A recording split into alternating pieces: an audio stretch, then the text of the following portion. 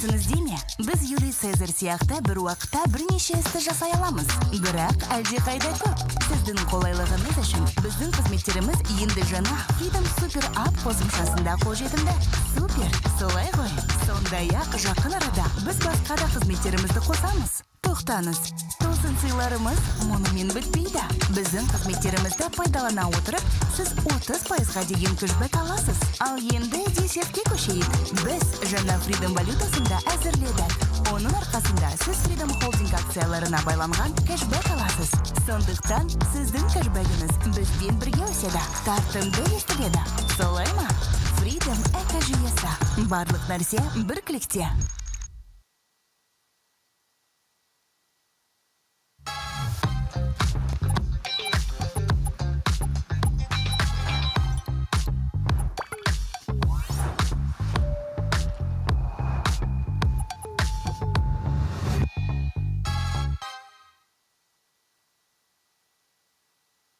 Помните, что мы, как Юлий Цезарь, можем делать несколько вещей одновременно, только намного больше. И для вашего удобства теперь наши услуги есть в новом приложении Freedom Super App. Супер, правда? Также в скором времени в доступе будут и другие наши сервисы. Подождите, это еще не все сюрпризы. Пользуясь нашими услугами, вы получаете до 30% кэшбэка. А теперь перейдем к десерту. Мы также разработали новую валюту Freedom, благодаря которой вы получаете кэшбэк, привязанный к акциям Freedom Holding. И поэтому ваш кэшбэк растет вместе с нами. Звучит заманчиво, да? Экосистема Freedom. Все, что нужно в одном клике.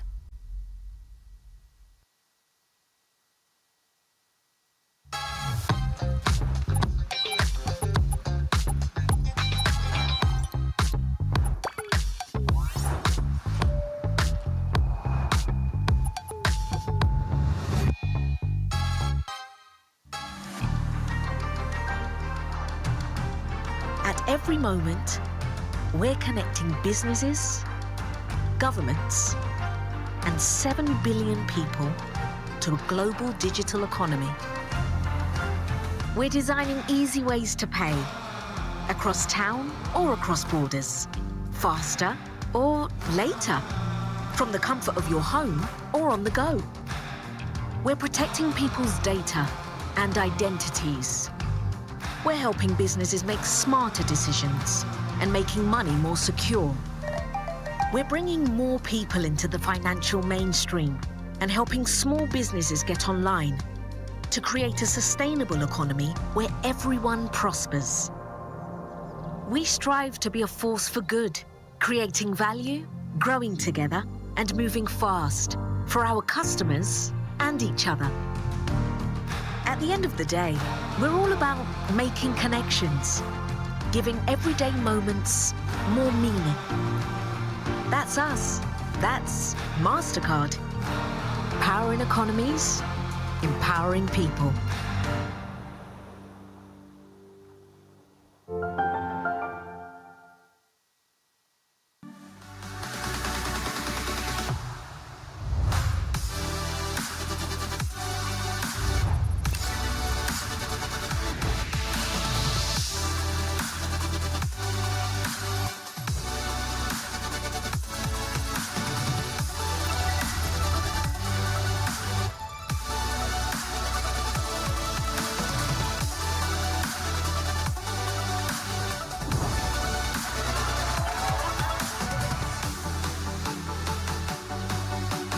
Penalty.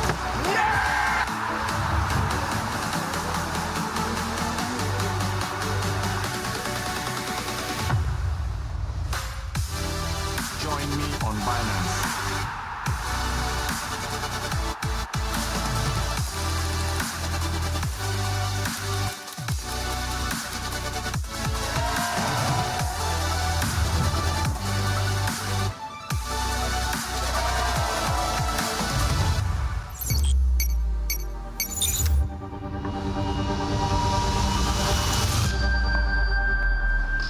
Добрый день, уважаемые дамы и господа. Good day, dear ladies and gentlemen. I'm glad to greet all of you here at our second day, and now we are going to talk about fintech transforming the capital market trends and perspective. I would like to express our gratitude to our partners, Freedom Brokers, Minerals, ITS for their continuing support and for the development of our forum AFD. So today we see fintech is going beyond additional instrument, and now it's the main power in transforming the capital market and financial sphere. We see the changes, and we see that issuers attract money with it, and we see the interaction between participants in this market. Our goal today is to discuss how fintech leads this transformation from digital platforms that expand access to trade and investments up to innovative solutions in payment and up to strategic directions.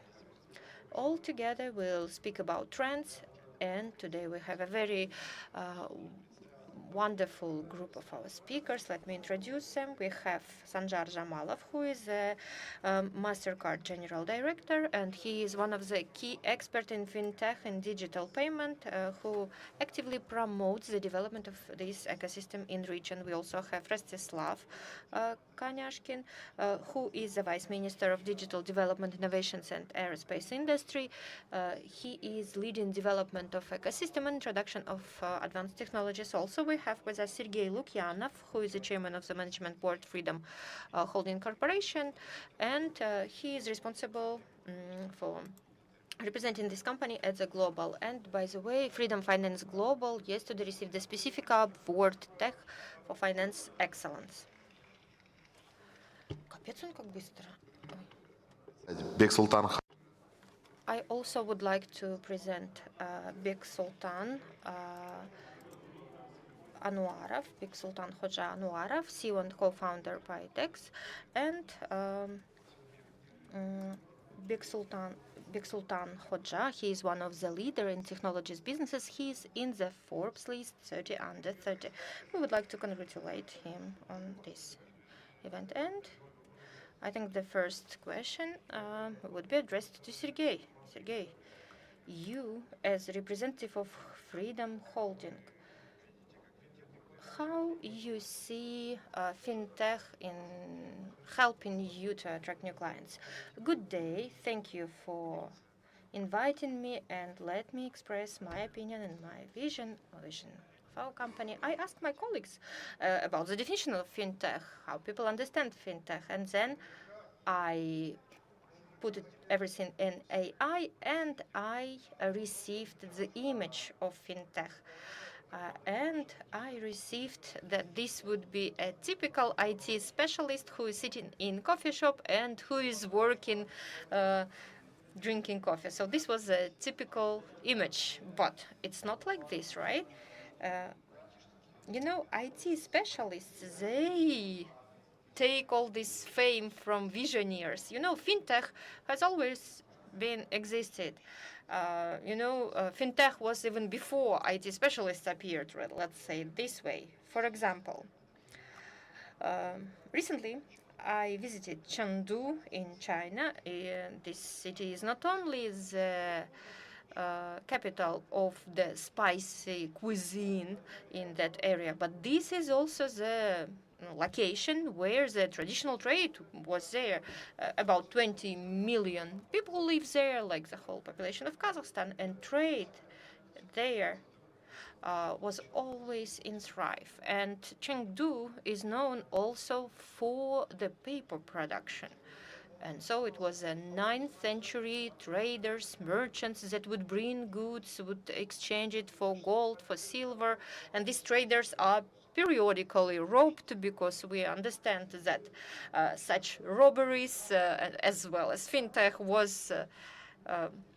existed for a long time. And what visionaries made? Visionaries just made up paper and made, let's say, money out of it.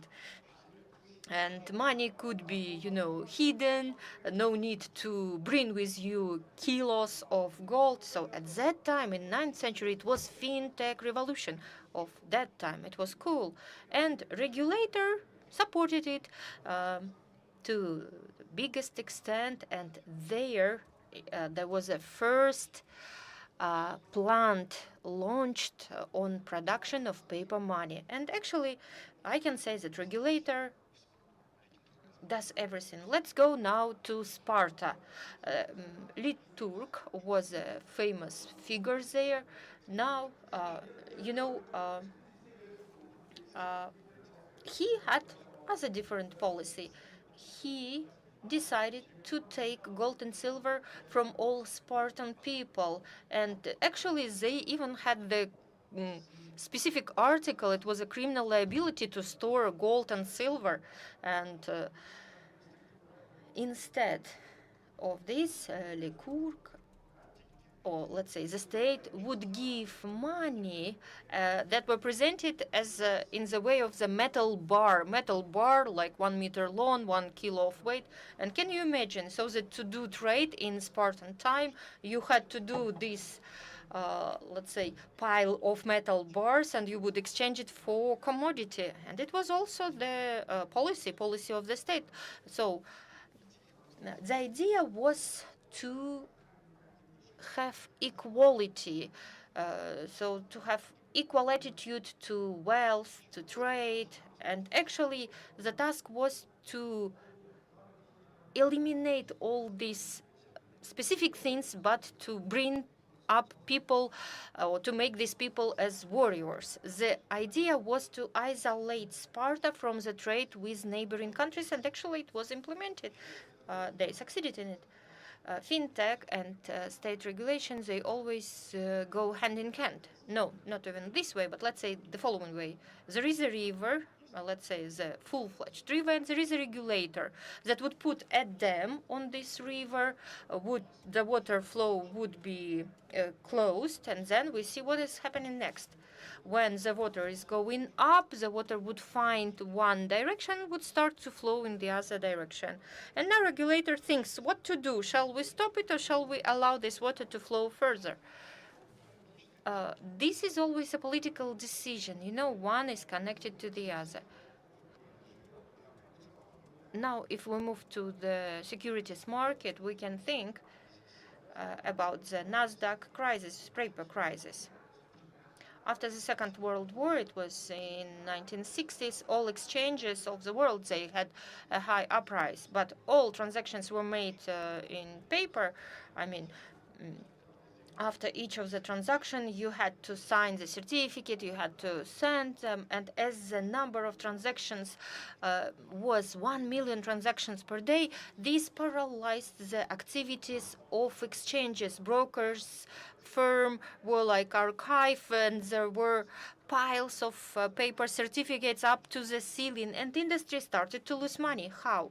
Because the settlements on these transactions were delayed, and the exchanges would stop the trades, and once a week there was no trading at all because they had to do all this settlement work. So, during the World War, they didn't stop their work, but here, because it was this paper crisis, they stopped the work for a day. And then there was a term, national repository, and e-trade was appeared. And regulator also start thinking, what if all these electronic records would disappear? And regulator said that there will be no times worse than this time. So, and these came to all new technologies. What about competitors? London Exchange. London Exchange was lagging behind for 15 years, let's say. New York Exchange did this transition to electronic trading, but London was behind. And again, we see that the center of financial world moved to, let's say, America. Fintech is the thing that you have to implement, otherwise you'll lose. No other way. Now, let's talk about Kazakhstan. What is happening here? We see the young population. We have young population in the country. We have 20 million people. and penetration of the mobile internet or internet banking is more than 90%. Kazakhstan actually takes the first world on all these parameters if we consider CIS or post-Soviet countries. We have all the tools. Let's now speak about political support. Again, we discuss fintech here. We have the government at the level of the head of state and prime ministers. We have all these initiatives.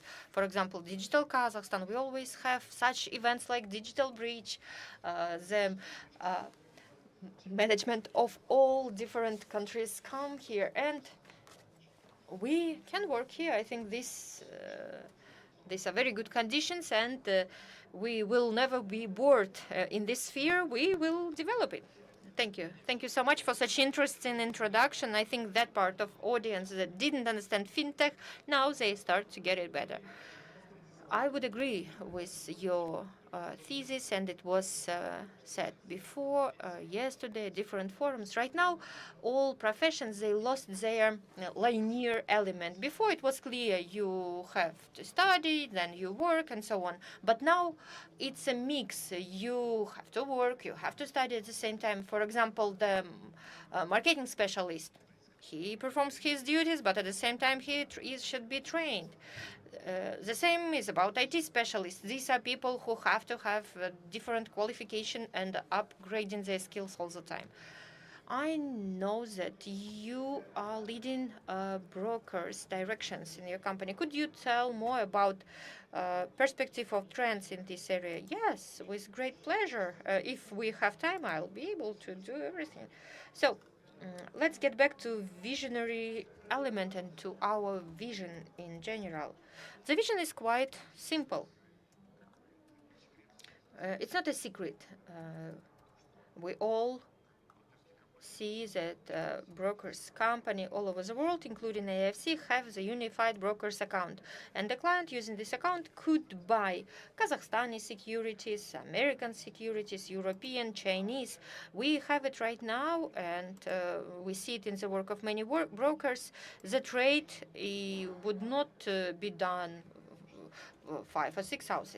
The trade is almost 13 hours, and now we are moving to 24 hours trade, because the trend that we see now is when we unite digital assets and traditional assets in one account. Digital would be traded 24/7, and of course trading with securities would be like this, and in some time, or even now, we see such services, 24/7 services. You can trade with your securities and digital assets using one account. Then we speak about brokers' cards. So this makes finances very accessible. You can use your investment account and pay for the services in restaurant. I mean, you can pay in real time in shops and so on. No need to have this long processing period. So it would be fast and 24/7. This is popular now. And other services, for example, let's speak about betting system. Let's speak about American election. You know the race about this, and you could bet for this or the other event who, for example, would win at this election.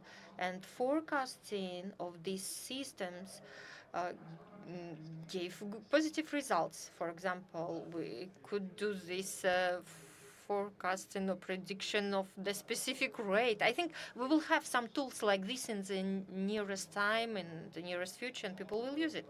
Well, it's very interesting, and now I see that there are many insurance products. For example, we can speak about insurance against weather conditions in agriculture.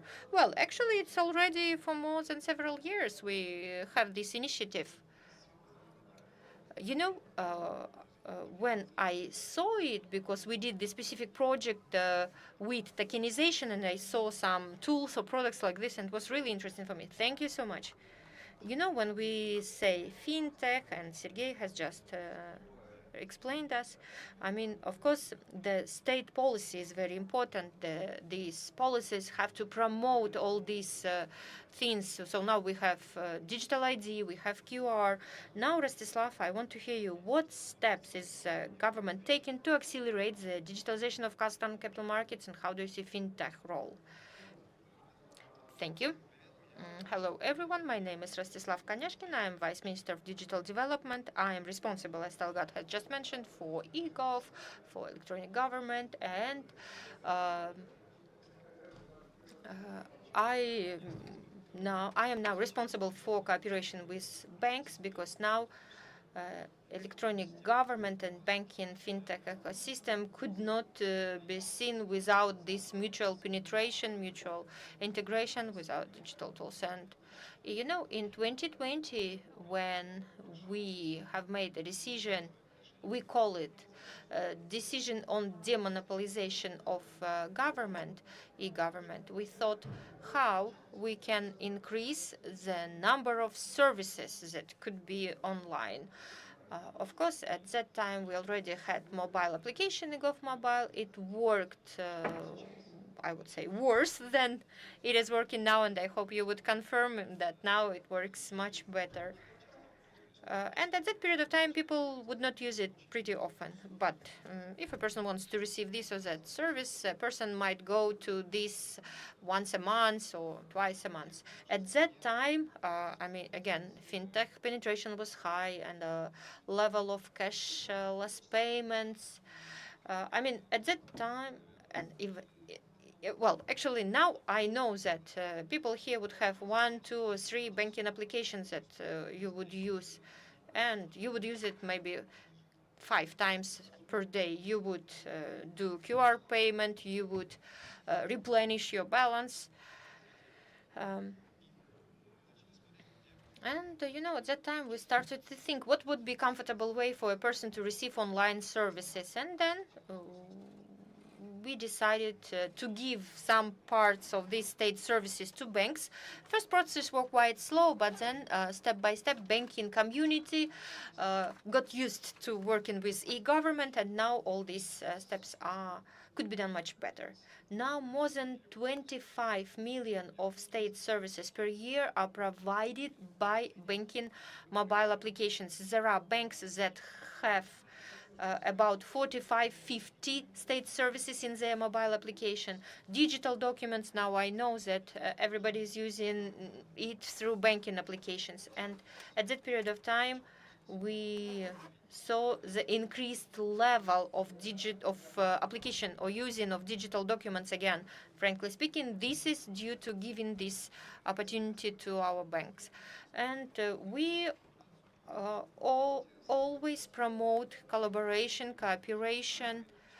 We support fintech with our state infrastructure, and now we have about 2,000 integration services at the governmental gateway. And I mean,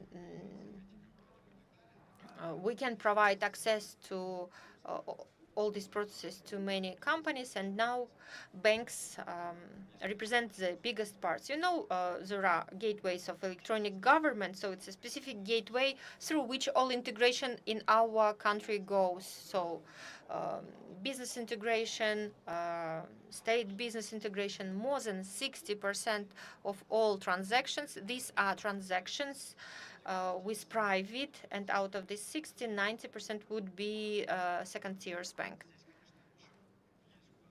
Of course, we still have the room to develop digital documents. It's just about this service, but then bank would add specific value with this. For example, now we have digital mortgage. You can do it just per one day. Our colleagues did a very good work, and this case is a cool case. You know, we have partners from UN and from some other, and when we say that you could have digital mortgage and you could do it per day, everybody is surprised. And then when we say that you can sell your car using banking application, it could be done within 15 minutes. And again, it would be about money transfer, and at the same time it's registration at all state bases. People are surprised by this fact. Now we are going even further. We actively interact with National Bank, National Payment Corporation, and we started to digitize state support measures. You know, there are state support measures of monetary form when money would be credited to the account of a person. You know, some targeted assistance, some other benefits. So we've just sent money and we just check that this is a state support measure that this person is entitled to receive. Now, we are also working with non-monetary state support measure. For example, there is one private, supplier who could provide some services for the citizen.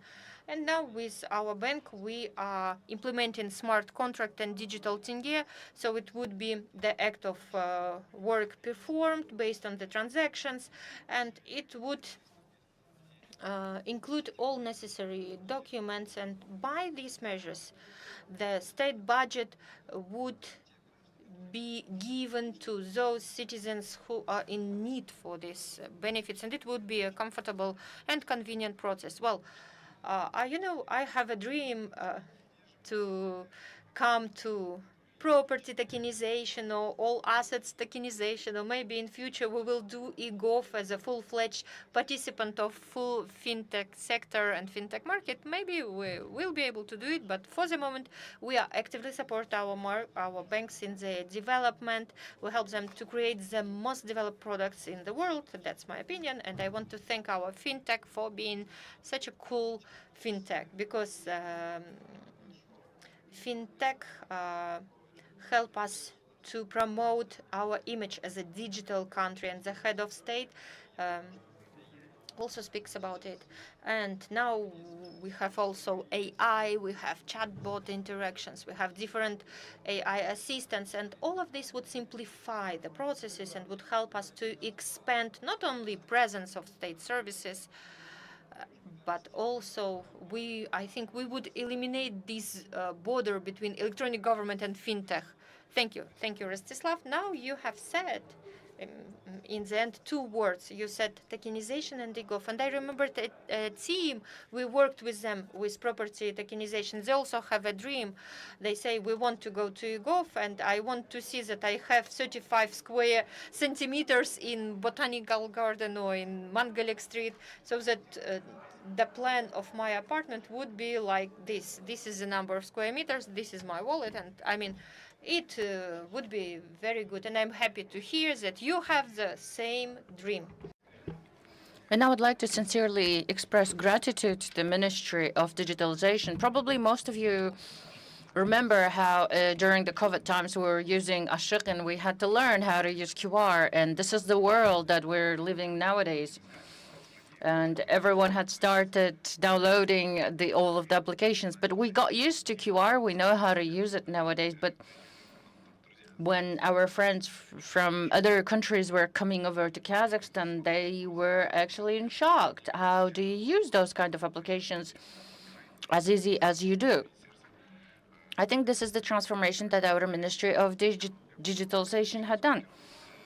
This is the brief bridge to another speaker. There are many payment systems that are local, famous, not famous. My first payment, my salary card was on the MasterCard. And Sanjara, I would like to ask you, how do you transform your business, taking into consideration the technology development? Good morning, dear friends and colleagues. I would like to express gratitude to authors, to organizers, and for the opportunity to be here because this kind of collaborations help all of us to develop, to share knowledge. You know, there are many ideas that I have heard, and with majority of the ideas I totally agree. And you know that there's a joke that many fintechs would like to become bank and many banks would like to be named as fintechs. This is the essence what is happening in the market. If we talk about the example of the MasterCard, MasterCard is global fintech company that has a history of 50 years. It's not a big history, to be really honest, but even we try to transform our business because despite the fact that we have experience in history, 20 years ago, we understood that we have to change. We shall not be just a payment system. We need to go further. And 20 years ago, we became technological service company that many do not know, and we have a big platform in this regards. We work in service not only with banks, but also with government structures, with the SMEs, with different organizations. We help to develop strategies of development. We help to develop new businesses. And the idea that our goal is to become and be a partner in digital transformation of the economy overall. It is something that we offer. We offer analytics. We offer digital solutions. We offer consultations. Not everybody know that our consulting in the share of the MasterCard business is 40% of our income. This is quite a lot. We know that 60% is the core business, is the processing the payments and transactions, but income, 40% of our income is comprised by consulting. And according to our assessment, the market of consulting is more than $500 billion that we try to actively integrate, and we earn more than 11 billion in consulting. And investment into innovations is not expenditures. It is our assets that we monetize further. So of course, we understand that payment market is quite huge, but the innovation solutions that we implement actually show that there's a room for development and improvement, and many fintech has a number of advantages. Our fintech, for example, has a number of advantages. Is the big database that we're working with. We process more than 160 billion transactions a year. The transactions, payments of legal entities and the individuals is the vast data that we use for decision making. And we have a huge point of sales where we have our terminals. We know what kind of transactions are ongoing. We have this kind of points, like more than 150 million points, where we could identify where the sales are going. And we have a global team. When we talk about areas that we are working with, it's a lot. For example, IT security has more than 3,000 colleagues who deal with IT security. It's not only the fraud protection, but also other measures. And we know that every single person who has plastic payment card, you need to be sure in safety of using this payment system. And of course, our infrastructure is always under attack, and our asset is to be able to withstand and protect yourself from this kind of attacks. And many corporations, including in Kazakhstan, use IT solutions in Kazakhstan, and it helps us to develop market and build infrastructure. So regarding your question, how does it influence onto the market of the capital market? We know that fintech nowadays bring not only technologies to the market, they change the perspective through capitalization, through trust of the investors to the market. And what is happening is the small revolution, but it's always been ongoing, because new players, every single time new player is coming to the playground, the rules are changed. So we started changing technology technology activity into consulting activity, and after transforming and developing our company, net worth is more than $500 billion, and this is 20 years of journey is noticeable, and this is how we are trying to change the market. Well, if we elaborate on Kazakhstan, Kazakhstan is a huge hub for us that we are building. I agree with Sergey. Why the emphasis had been done to Kazakhstan? Because the high penetration of the internet and vast majority of the population is young people, and you can test and pilot a lot of things. And through collaboration with AFC and National Bank, we could launch the crypto payment card, and we also work with Eurasian Bank, and we started working with the stable coins. And Kazakhstan creates huge platform for testing new types of payment. So this is the core business, but at the same time, more than half of Kazakhstani employees are busy with consulting because huge number of projects are developed in order to help to build digital infrastructure and system.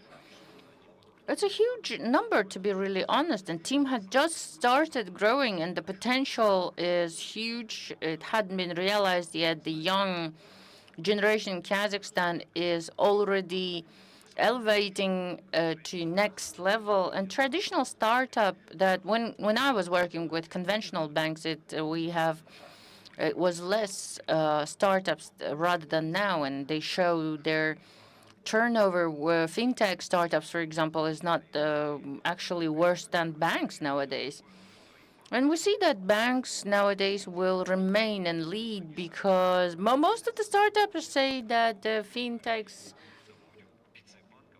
will kill the banks, but then other ones say that we are dreaming to become a bank. So we will always participate in these processes. Thank you so much, Sanjar. Sanjar, you had actually spotted many ideas, and I'm very pleased to hear when one segment says that investment into IT is the creation of the assets.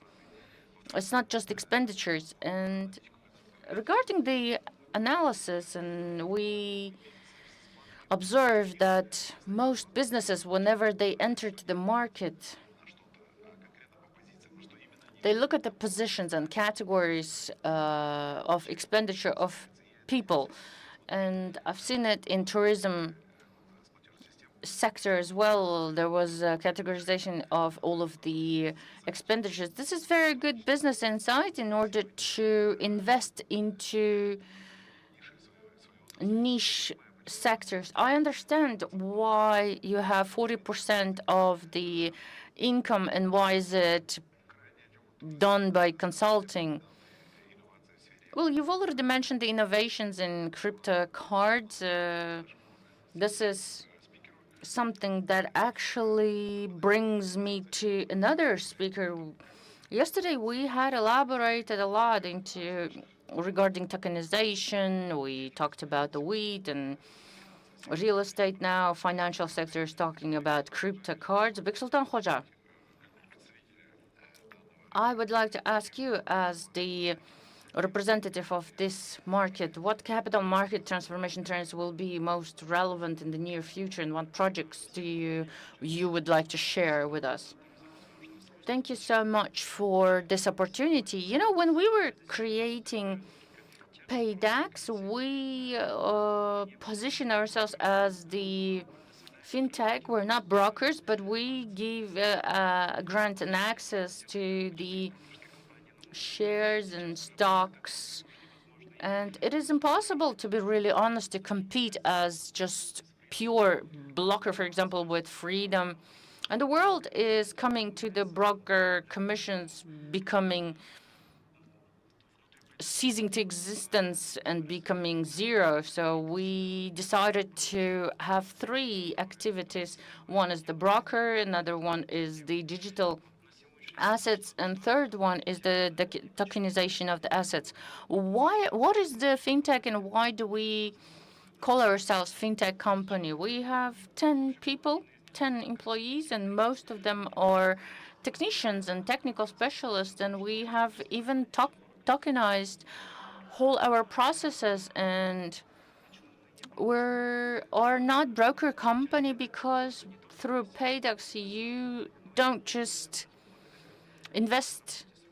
You work with regulator and you can invest into digital assets. We actually complement crypto stocks. We don't compete with them. We work with them, and crypto fiat license channel, which is very important for any kind of second-tier banks.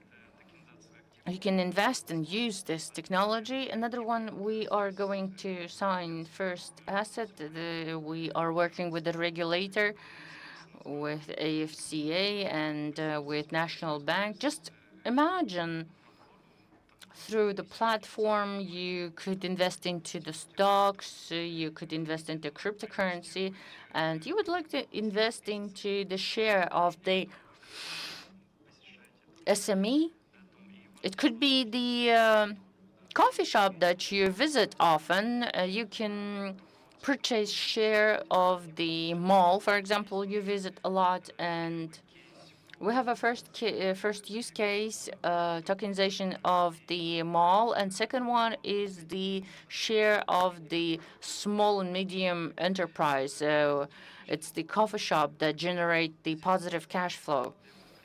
So again, it's a huge work that had been done together with the Ministry of Digitalization, and we try to understand where exactly we're going to scale up. We've already developed the roadmap on Central Asia, and we understand that here it is an important role actually goes to the regulator. I'm grateful that we have AFCA and AIFC in Kazakhstan, and because you can receive all of the integrations online and you can receive all of the digital documents. Just remember, 10 years ago, whenever if you wanted to open broker's account, you had to visit so many places and so many papers had to be prepared. As a fintech, we don't say that we are killers of the bank. We need to work with banks. We need to work with broker companies because they have an access to the market. We work with Freedom ATS. I see Jeffrey, for example, from Philips Securities, who is represented in more than 10 countries and who is managing billions and billions of sums, and how the Robinhood, for example, was developing. He was developing because of the access of the to the market, and they had done the revolution, removing the commission fee. I guess automatization of the internal processes will bring to the scaling up. Thank you so much, Big Sultan Hoja, for your insights. Indeed, several speakers have already elaborated on fintech companies and banks becoming closer and collaborating. But if technical companies have a lot of users, most of the times they solve some of the pains, let's say, take away some of the pains. But when it comes to the bank, it's the applications that we are always represented in. So I was actually happy to hear the use case of the buying the share of the mall. This is quite a crowdfunding project, I guess, because you are selling the share, and this is how you attract financial means for the scaling up. And what about tokenization? How you could comment that on this phase in B2B loaning, we don't really go into this sphere because you can invest into different types of the assets. Regarding the mall, how you can receive an access to the share of the small and medium enterprises, they shall be listed in the stock. It could be done through the tokenization. Through tokenization, you can actually have an access, and you don't need to be listed on a stock. So it's pre-IPO history, I shall say. Thank you. Okay. Well, I need to wrap up. I have a general question. So when I started learning the neo-banking, how is it transformed, how the banking system is changing, and how the fintech had emerged, and I heard that many hybrid instruments of attracting money. What client want essentially from bank? To have an access for financing, for an idea, or invest their own money. So this is the essential needs. If you could tell me the vision of yours and maybe some advices briefly, if you, I would be glad to hear you. Well, we had a project tokenization of wheat because the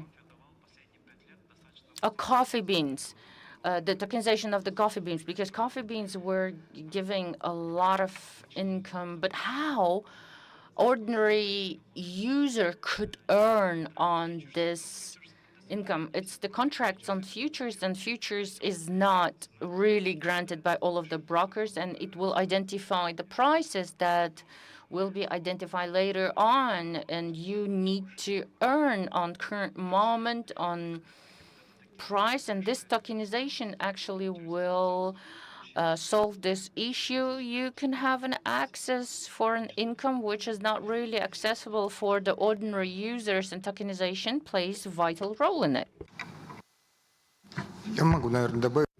I can actually add here about the flows of finances between banks and brokers.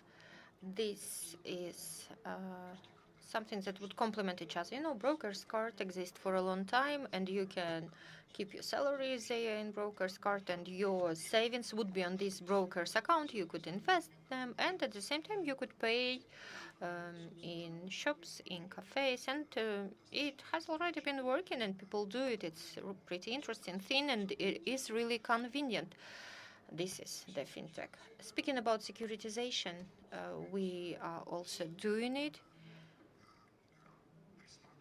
Now we are thinking of tokenization. Tokenization is a very interesting thing that would allow us to bring to direct this liquidity between the fiat world and digital world. And you know, now traditional investors, they all in brokers business at the security market, and as a rule, this there is no such thing that all investors of traditional assets, they are investors of crypto assets as well.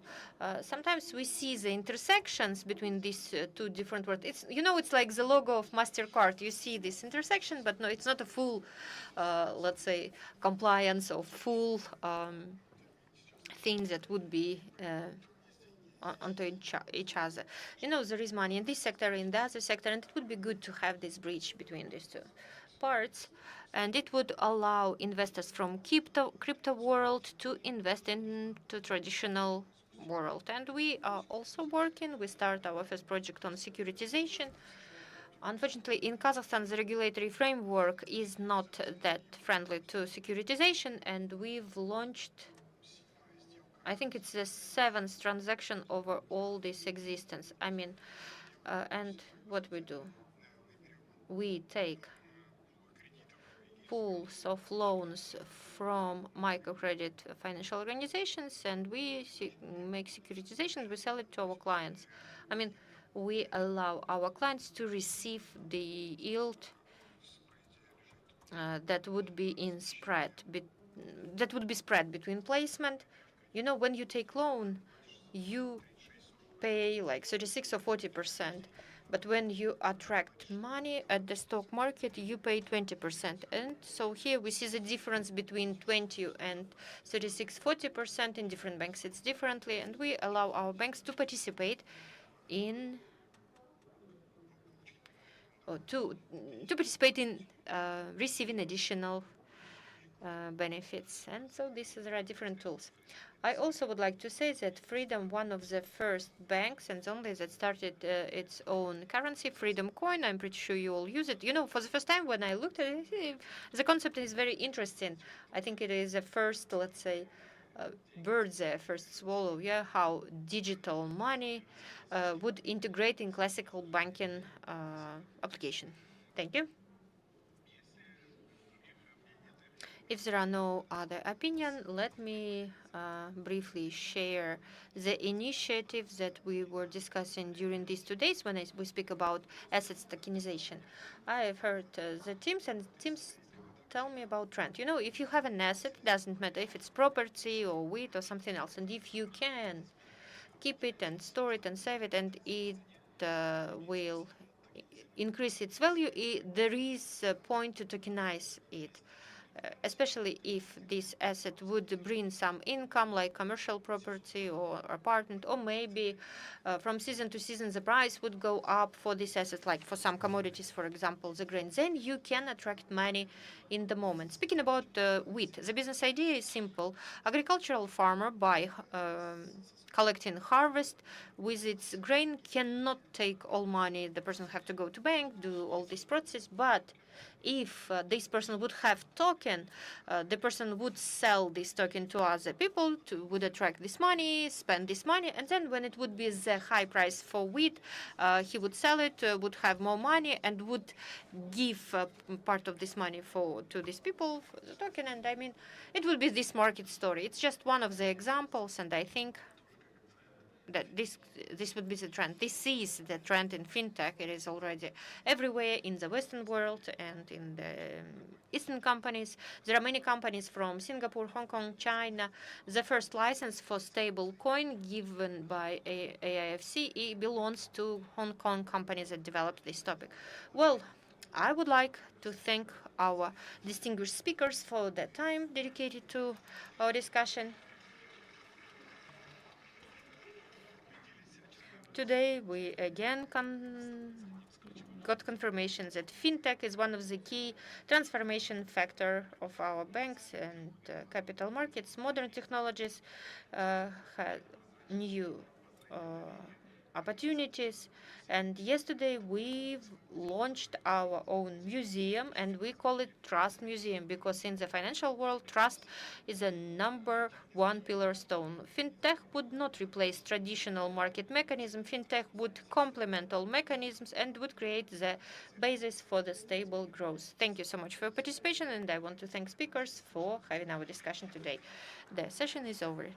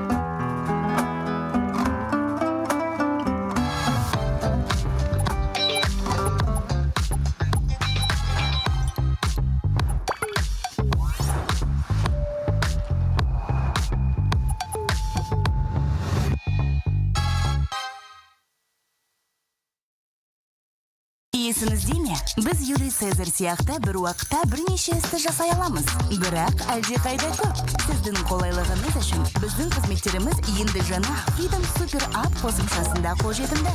Супер, солай ғой. Сондай-ақ жақын арада біз басқа да қызметтерімізді қосамыз. Тоқтаңыз, тосын сыйларымыз мұнымен бітпейді. Біздің қызметтерімізді пайдалана отырып, сіз 30%-ға деген кэшбэк аласыз. Ал енді десертке көшейік. Біз жаңа Freedom валютасында әзірледік. Оның арқасында сіз Freedom Holding акцияларына байланған кэшбэк аласыз. Сондықтан сіздің кэшбэгіңіз бізбен бірге өседі. Тартымды естіледі. Солай ма? Freedom экожүйесі. Барлық нәрсе бір кликте.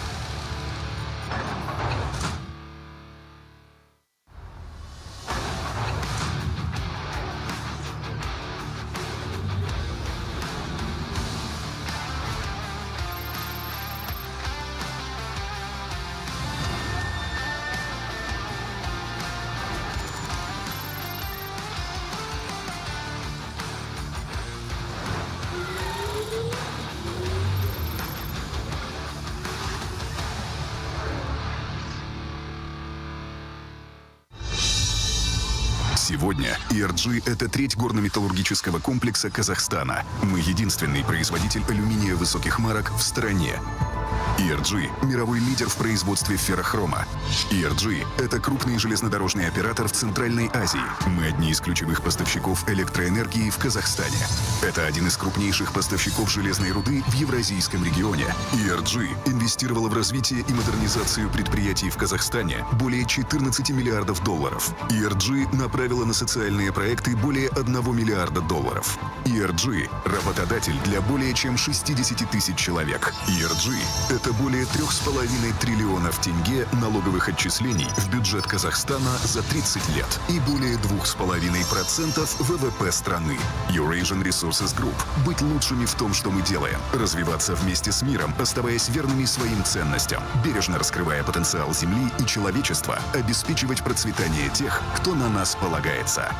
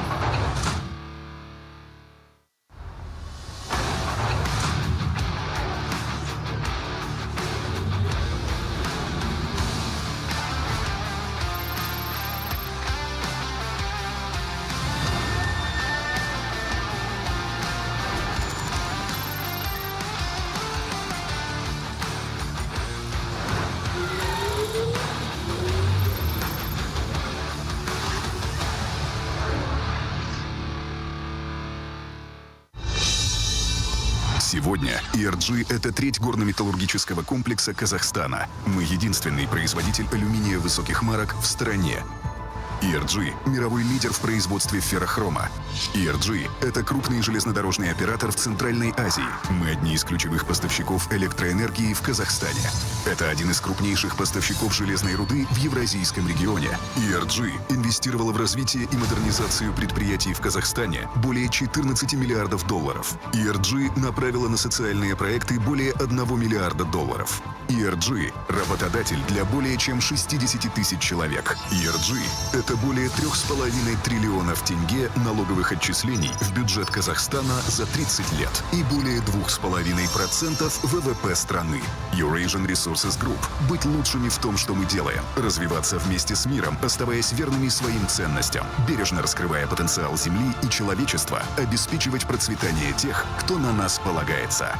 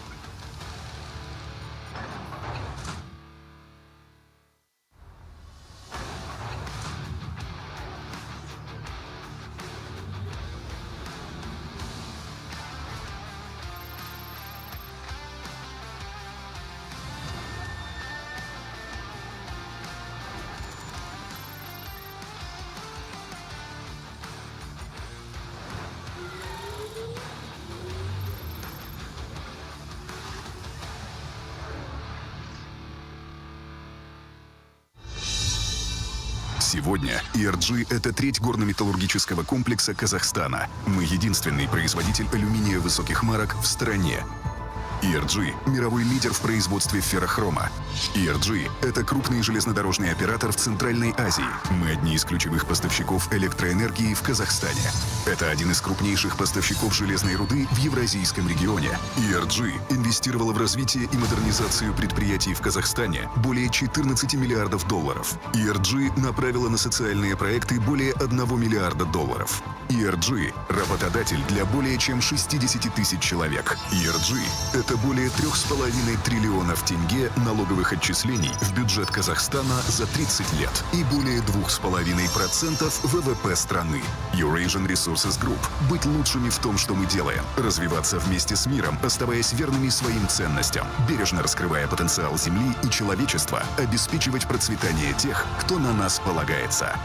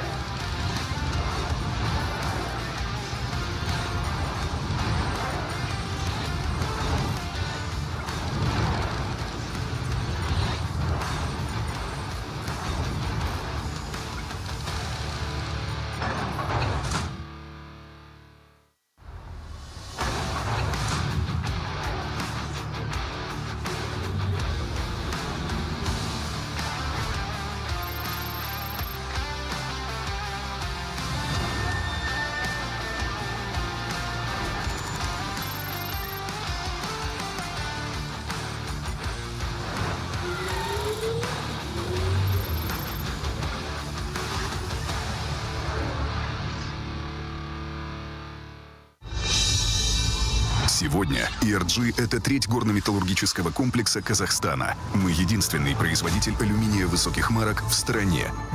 ERG – мировой лидер в производстве феррохрома.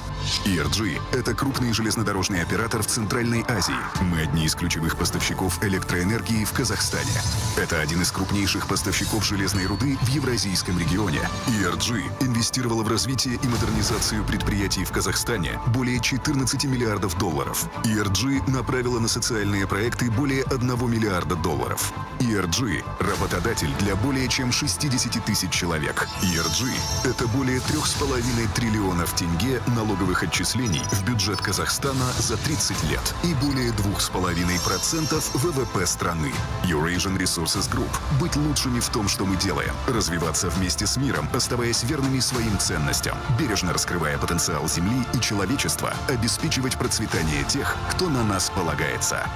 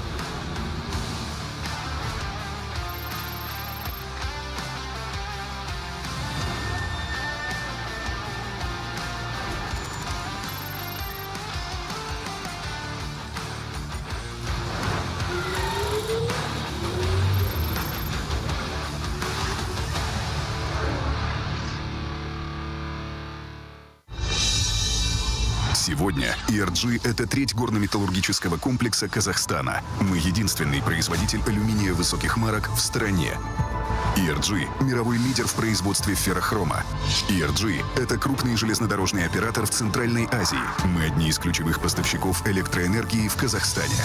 Это один из крупнейших поставщиков железной руды в Евразийском регионе. ERG инвестировала в развитие и модернизацию предприятий в Казахстане более 14 миллиардов долларов. ERG направила на социальные проекты более 1 миллиарда долларов. ERG – работодатель для более чем 60 тысяч человек. ERG – это более 3,5 триллионов тенге налоговых отчислений в бюджет Казахстана за 30 лет и более 2,5% ВВП страны. Eurasian Resources Group. Быть лучшими в том, что мы делаем. Развиваться вместе с миром, оставаясь верными своим ценностям. Бережно раскрывая потенциал Земли и человечества. Обеспечивать процветание тех, кто на нас полагается.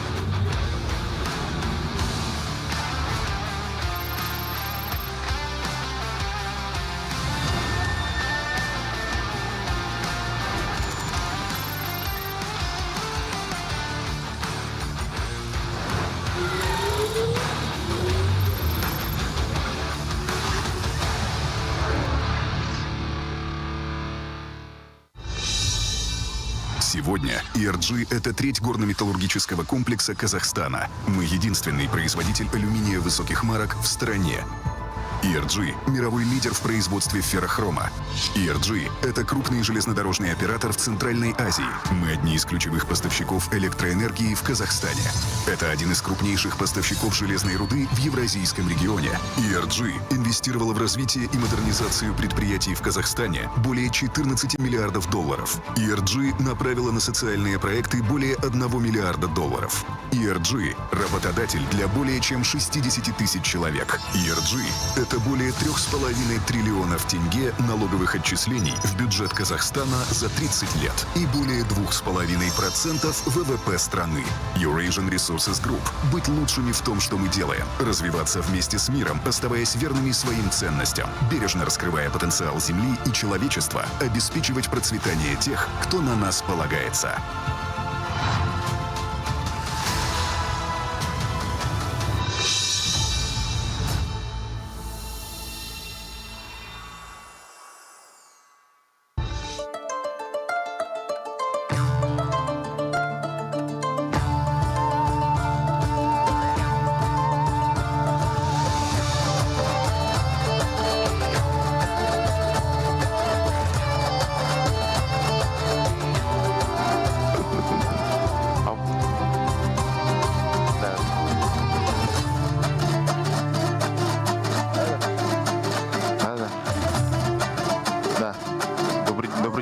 Добрый день, уважаемые зрители, участники. Good day, distinguished guests, partners, colleagues. I'm glad to see all of you here. I see familiar faces. I didn't see some of you for a long time. Some people I saw just recently. So we had different panel sessions during these days. We were speaking about creative economy. We were speaking about fund management. We were speaking about asset tokenization, legal services, finances. This is good, but this is all about money. Money shall be earned, and of course, money and resources are earned in regions. And I am from Ekibastus town. It's a mono town, and nobody knows about financial services there, but we have a good potential there. We produce, we earn there. I worked a year in Temirtau, which is also mono town. And we in our session speak about regions. So I worked in Temirtau for a year. I lived there for 2.5 years. I developed also Shymkent city. I lived there as well. So this topic is very close to me, and I understand how life in regions happens. And actually, there are lots of opportunities in these cities and towns. Yes, we see Almaty, Astana, we see big cities. Let's take Shymkent. The population there is very big, and there are lots of opportunities. So just before this session, yesterday, we met with speakers, and I want you to listen to our speakers because I received so much information. I consider myself as a wise and knowledgeable person, but still I received lots of insights. And for example, there are regular flights of Air Astana, and you can even send commercial goods by these regular flights of Astana. I mean, there are lots of things that should be heard. We have our speakers, and they are specialists in their areas. So I'm pretty sure you will receive useful information, and nobody will be disappointed by our 40-minute session. So, and I think that nobody will think that these 4 speakers are not good. They are excellent, and you will be happy to hear all the ideas. So, first of all, I would like to express gratitude to the sponsors of our forum, Freedom Broker, Kaz Minerals, and ITS. Thank you for your support and for supporting our forum. So, I have already did this introduction. Now, I would like, again, to represent our speakers. Jandos Shaykhe, who is the Deputy Chairman of Bayterek Holding. He will tell about the projects, about different examples. We discussed Ekibastos, Saran, and some other towns, some other cities. We also have representative of e-commerce TIS, if I do it right, Dinar Hosnulin. TIS works very well, TES, or TIS. And we have Kairat Yelimanov, who is president of Industries Union of Kazakhstan.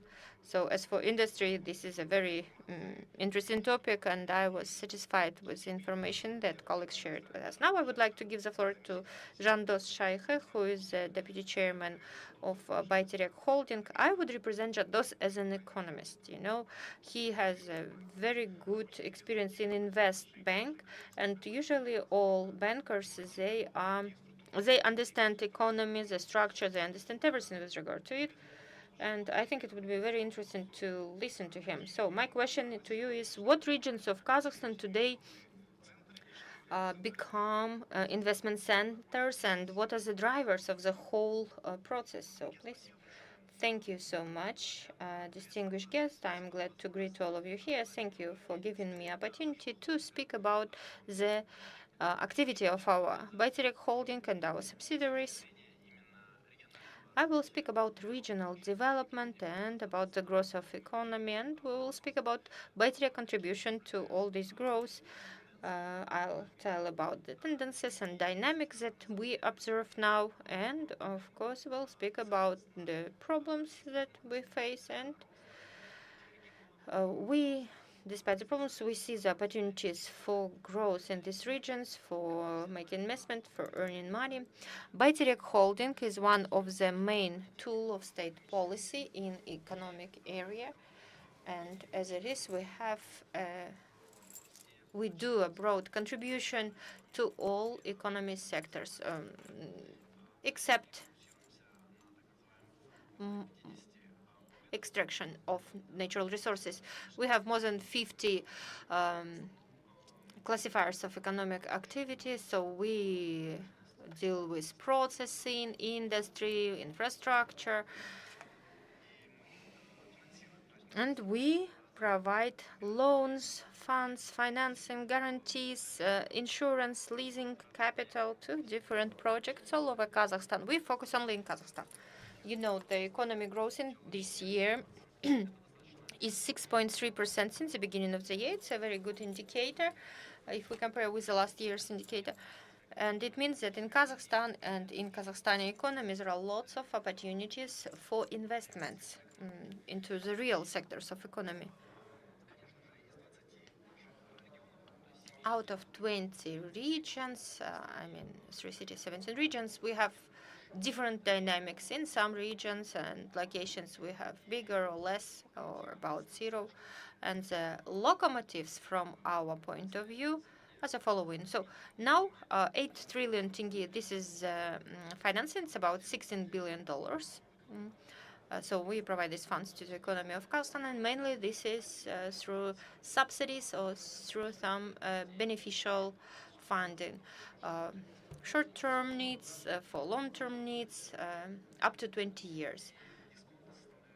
Discounts, again, depending on the tools, areas, and financial products, could be up to 75% from the market rates. For example, agriculture, we provide loans with 5% per annum, while market rates in tenge would be more than 20%, as we all know. Speaking about regions,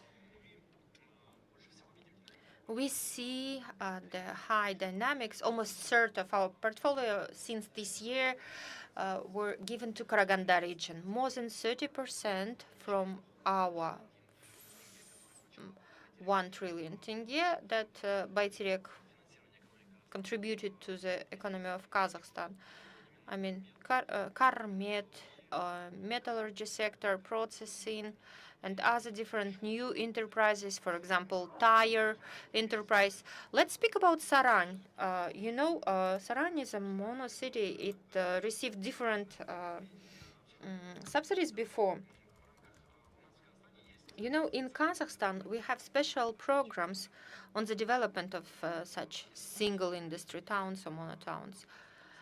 In Kazakhstan, there are 10 monotowns or single industry towns that depend on one specific enterprise. They have limited opportunities for the development, for business, for growth, for people, but there is a specific program that helps to counter this, so that would allow new investors to come, would give some specific authorities. Central bodies would allocate more money to have less towns like this. And there are regular meetings, there are intermediate meetings, there are some specific goals, plans, and so on.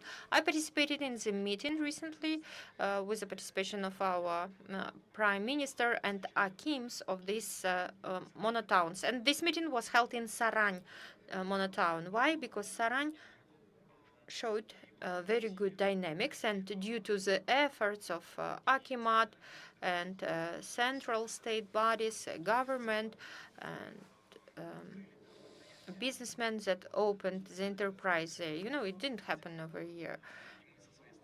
We, on our side, supported, financed through leasing, through loans. We present all our tools, and we will launch several enterprises, like small size, middle size, with the participation of foreign and our Kazakhstani local businessmen. And now Saran is not monotown. We see that there is not enough people. We see that people are coming to the city because there are some open vacancies. So Saran is a very good example. It's not the only one. We have tens of such monotowns, and gradually, I give this as an example. For example, Saran monotown, and I want to say that it is possible to make the situation beneficial for businesses, for Akimats, and for us, for government, for quasi-state sector. Silk Road electronics plant, buses, tires, bus techno, assembly of buses. I think that people know here because there was information media about all of this project. Actually, I forgot. And we have a plant, a tire plant there, Kama Tires. Now it's called Tengri Tires. In Ekibastus, we have railway, ferroalloys. Besides Saran, there are, of course, other examples. Ekibastus, for example, Rudny. We see lots of enterprises opening in Ekibastos because there is a cheap coal and access to cheap energy, which is a basis for industry, as we all know. There are such industrial enterprises like ferroalloy plants because they need lots of energy. Then energy sector is being developed very good. Now there is a construction of new energy blocks at the existing power plant. And we will receive not expensive energy, not only for Ekibastos, but for the whole Kazakhstan. I mean, excess of energy could be exported. Due to Ekibastos and our deposits, we are competitive if we speak about the electricity. Of course, we need to unleash this potential, but it depends on the entrepreneurs or businessmen's initiative, because all of these are private projects. Well, we also provide some funds to the development of the project. So these businessmen are produce products that are competitive at a global market with good margin, with good profitability parameters. This is the other example. Ekibastos is the other example of monotown that transforms and now is no more monotown, but it is growing and being developed. Identification of these competitive advantages is one of the important aspects if we speak about analysis and approach to the development of the regions in Kazakhstan. I mean, everything is done at the governmental level, and of course here we need to attract investors from foreign countries, our local investors, and we need to speak about our competitive advantages. In different regions, there are different competitive advantages. For example, tourism, energy, or workforce. In the south of Kazakhstan, we have regions with the excess of, or with not very expensive workforce. I mean, each region has its own competitive advantage. We have a very good example. By the way, now we are moving to the discussion format. We agreed that we will give some comments. We have good examples. Based on my previous work experience, there are startups on coal optimization. Where these startups there are startup on coal optimization, because each process is a unique. You need to understand business process. You might be surprised, but these startups are not in Almaty or Astana. Because yes, Shymkent, they could do it. They are able, not having coal, but have startups. But in Karaganda, there are lots of startups. Startups are developed where we have pilot. Gazprom Automatica, they are in Karaganda and they optimize coal processes. Then in Ekibastus, like can you imagine Ekibastus and startup, but there are companies. They are operating in this cluster. But these companies, they are not public because, for example, Gazprom Automatica, I'm pretty sure you have never heard about this company, but they don't need it. They have their coal basin. And by the way, it's not startup anymore. It's a big corporation, Gazprom Automatica. They do very good projects. Then Global Coffee, it's a very good example. This person comes from Shymkent. This potential, over a short period, Global Coffee grew by their numbers. Now it's one of the largest coffee shops. And it's a simple guy. His name is Ayat. He's from Shymkent. He launched this coffee shop. And now this is very popular coffee shop. You can be from region and you can work in region very successful, and you can have company which is bigger by its size and operation rather than companies Almaty, Astana. Baltic Steel or Baltic Style. There is other companies that produces carpets or makes carpets in Shymkent. Good examples, lots of examples. And if you want to open a company, you could go to region and you could earn there. We have also our second speaker. I call him a foreign investor, so TIS platform. TIS is a marketplace. Are we uploading this application? Yeah, please upload. TIS is a marketplace that works focusing on regions. And now we have Linar. We ask him to share his experience. Could you tell us what regions have big numbers? For example, Linar has said that they send their goods using regular flights of Air Astana. Please, Linar, the floor is given to you. Could you?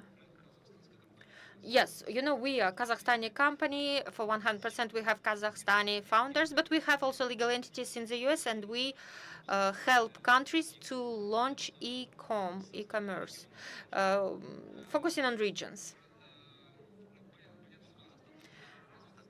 Yeah, Kazakhstan is a developed country, but many countries, developing countries in the world, they have a specific economic structures. Regions have more growth in economy due to demographic parameters. They have a higher birth rate rather than in the capitals. So that's why in the regions there is a high demand. And to cover this demand, there are less companies to cover this demand. For example, in Almaty, in Astana, there are lots of different services, starting from food delivery up to everything. People would come to you and clean your shoes if you want. But in the regions, quite often, for example, even food delivery from shops could be provided just by one company and also not everywhere.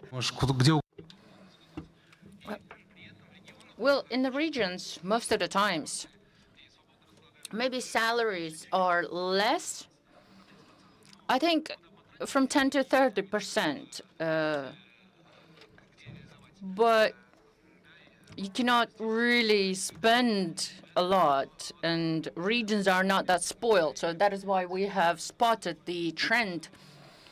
That is why we are developing this trend. And when marketplace with our Kazakhstani partners had been launched here, this pattern actually did work. Well, one thing is actually, the regions or the other cities, if you compare with Almaty or Astana, it's going to be quite cheaper in marketing and campaigns, etc. In some of the regions, roads weren't really ideal, and we were so lucky that we looked at the roadmap, the master plan of Kazakhstan, when we have seen how Kazakhstan is developing and where is it going. And we were lucky to launch at the time when infrastructure had been built. And between Karaganda, where the fulfillment center is, until Almaty, you can actually drive for 10 hours. And 3 years ago, it would take you a day. So this is how we implement shipment logistics all over Kazakhstan. Well, but at the same time, to any region, any city, you can get within a day. And Karaganda is developing its logistics and developing airport as well. Every morning, there's airplanes that is flying, and most of the times the luggage compartment is empty, so you can deliver your goods through these flights.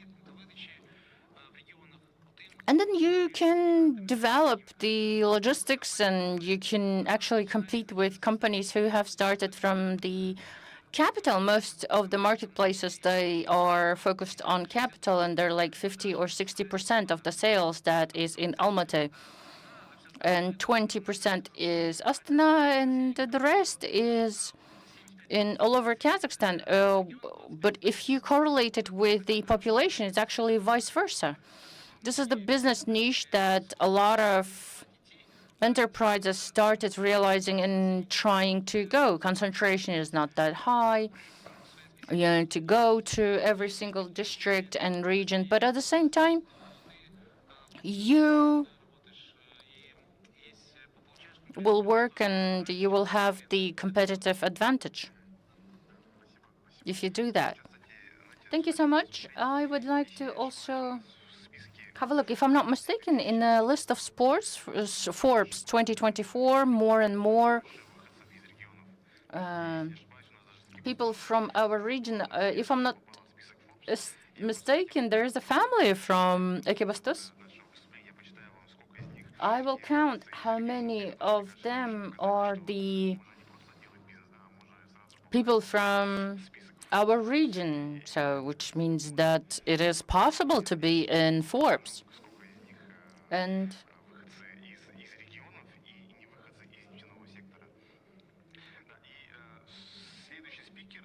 the next speaker, I will be counting, and I will, while Khairat Elamanov, President of Union of Industrial Investors of Kazakhstan, will be elaborating on his own topic. We have chosen this person because whole country is the raw material base. It's Kızılorda, Turkestan, Ekibastos, whole Kazakhstan is actually the raw material. If you could tell us some success stories. I would like to elaborate on the union.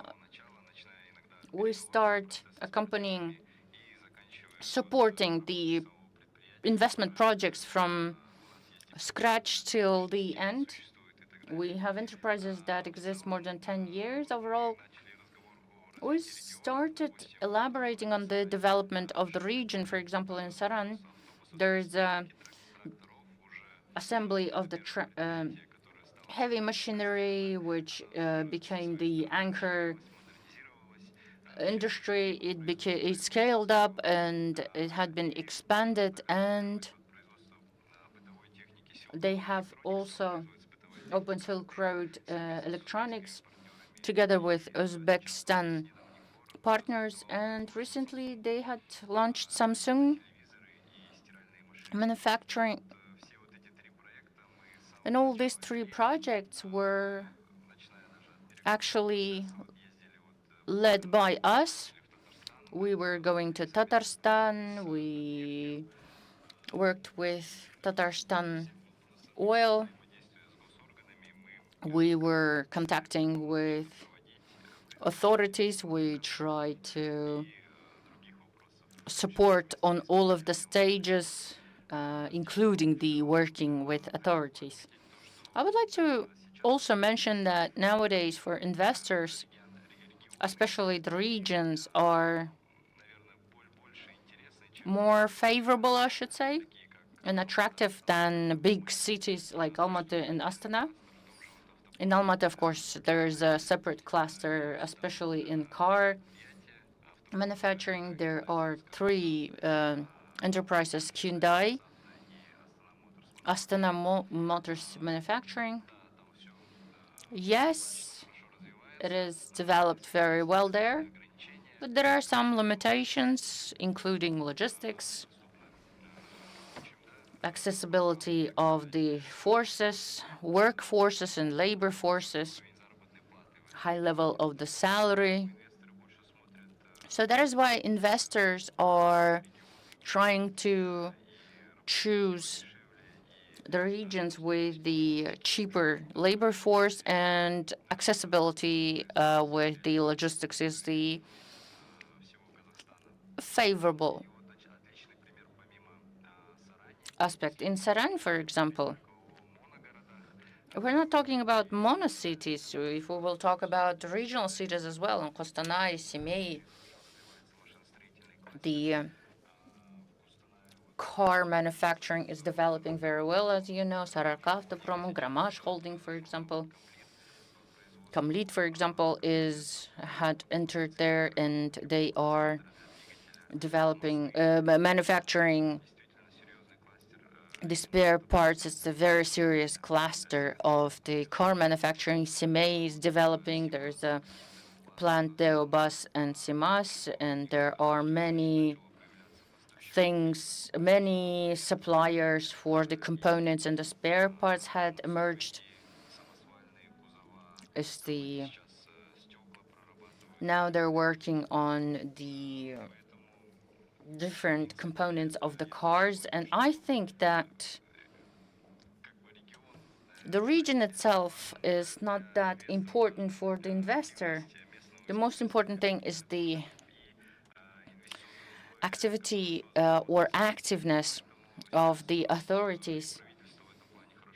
And government is working very well in this regard. So there is a sufficient number of the preferences, stimulus, and incentives, and there are special investment contracts and investment contracts. It's the new tool that is in effect for couple of years. The most important thing is to attract the investors and support them all the way through. And now government is working quite flexibly, in a more flexible fashion.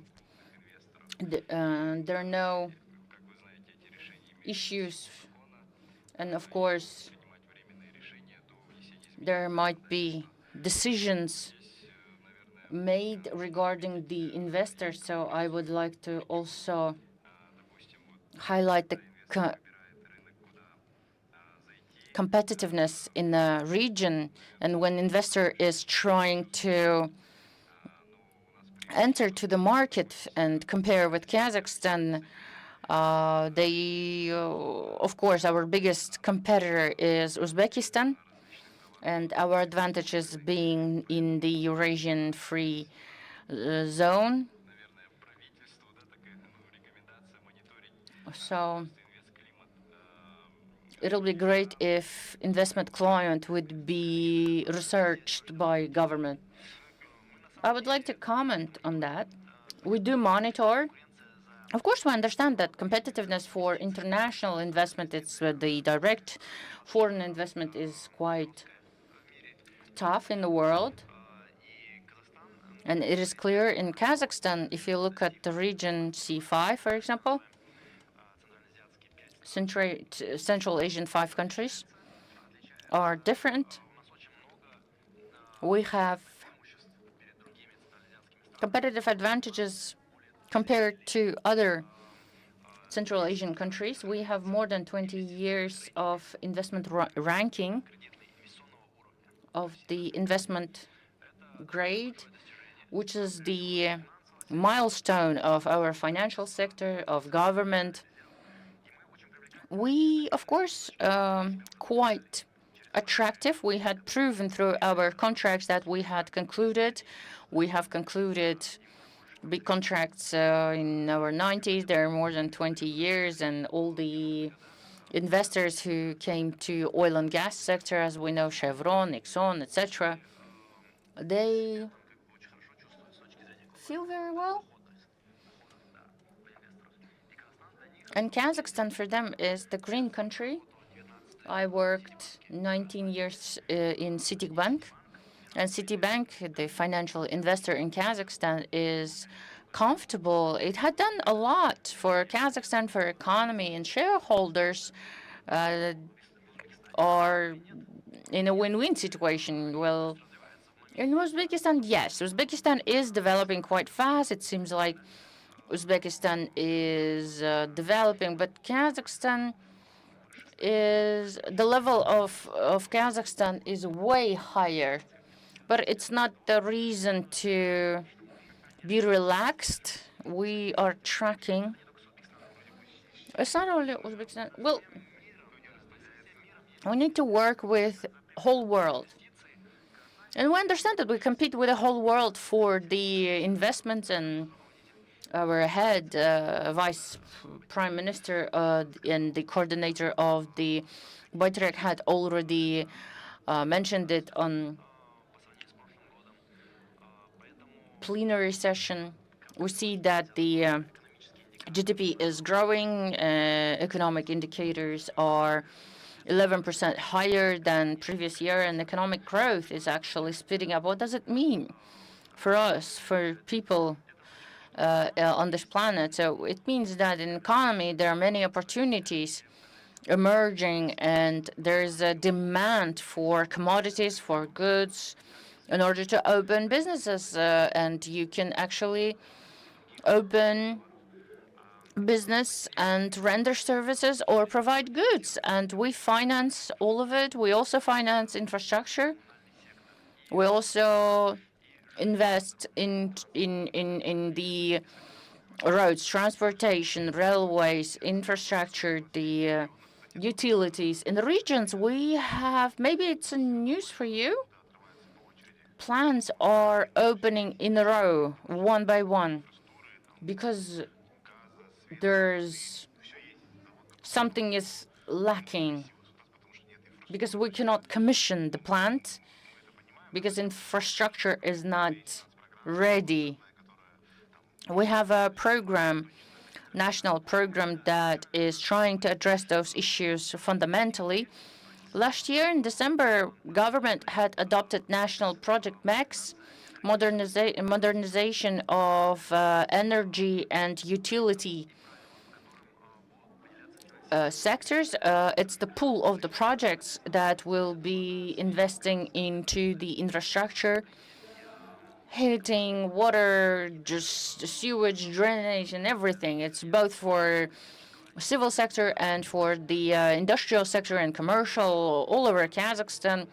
More than 200 monopolist companies that are rendering services. They will have opportunity to attract investment amounted to more than $13 billion, and we are the operators. Baytrek is the operator of these projects, and we are issuing the bonds on Kase in our subsidiary, and we have bought from mayor's offices, Karaganda, northern Kazakhstan region, Pavlodar and Karaganda, where we will be building and modernizing infrastructure. Why we are elaborating on this topic?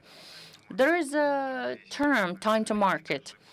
If you mention that you can catch up actually with big players when it comes to the engineering and transportation and communications and the channels, etc.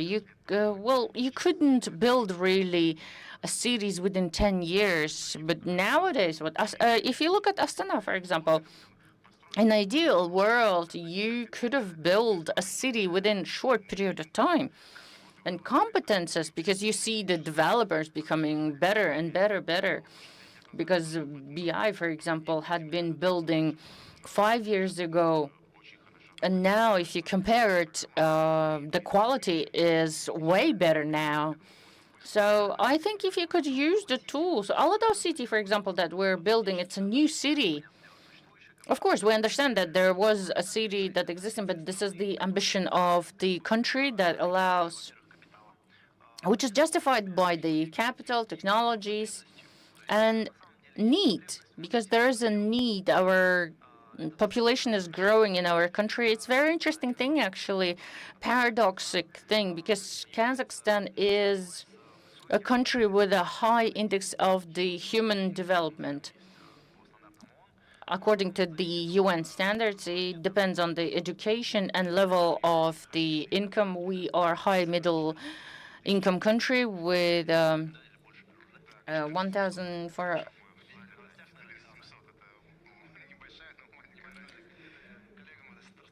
$4,000 per capita, I think, according to the statistics. Well, we had this topic actually.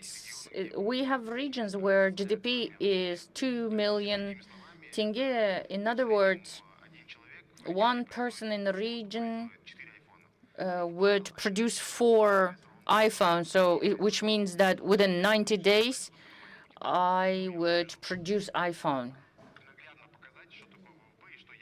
What is the GDP, for example? I could produce, for example, a spare part. This is what I can produce. It's just a small cover.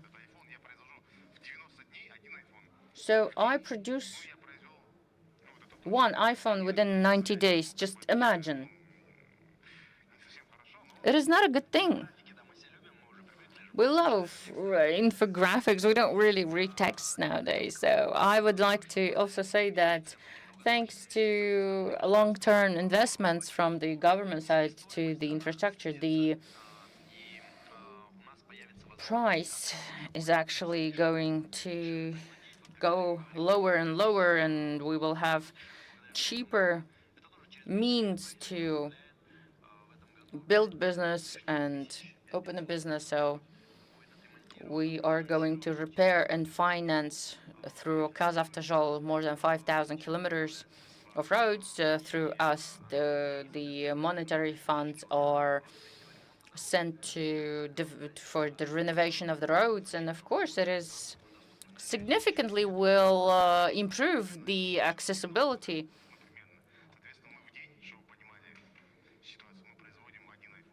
We produce one iPhone, all of us together. We do something, and then at the end, we will have only one iPhone within 90 days. We sell it for 500,000, and then we need to also split it to all of us. And this is something that, well, but there is an advantage that high technology development and the copyrights, if it was an iPhone, if we were producing iPhone, that would be the advantage. But I understand that it is important to produce something with the high level of the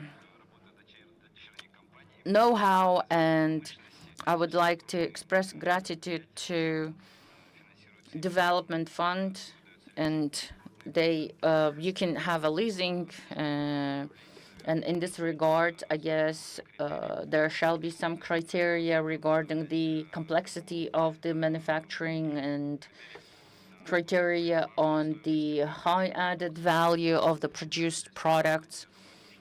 I think in this regard, you are the person who is already developed. We have a development index or development score that we try to finance the projects with the benefits and thanks to the government ownership and government participation.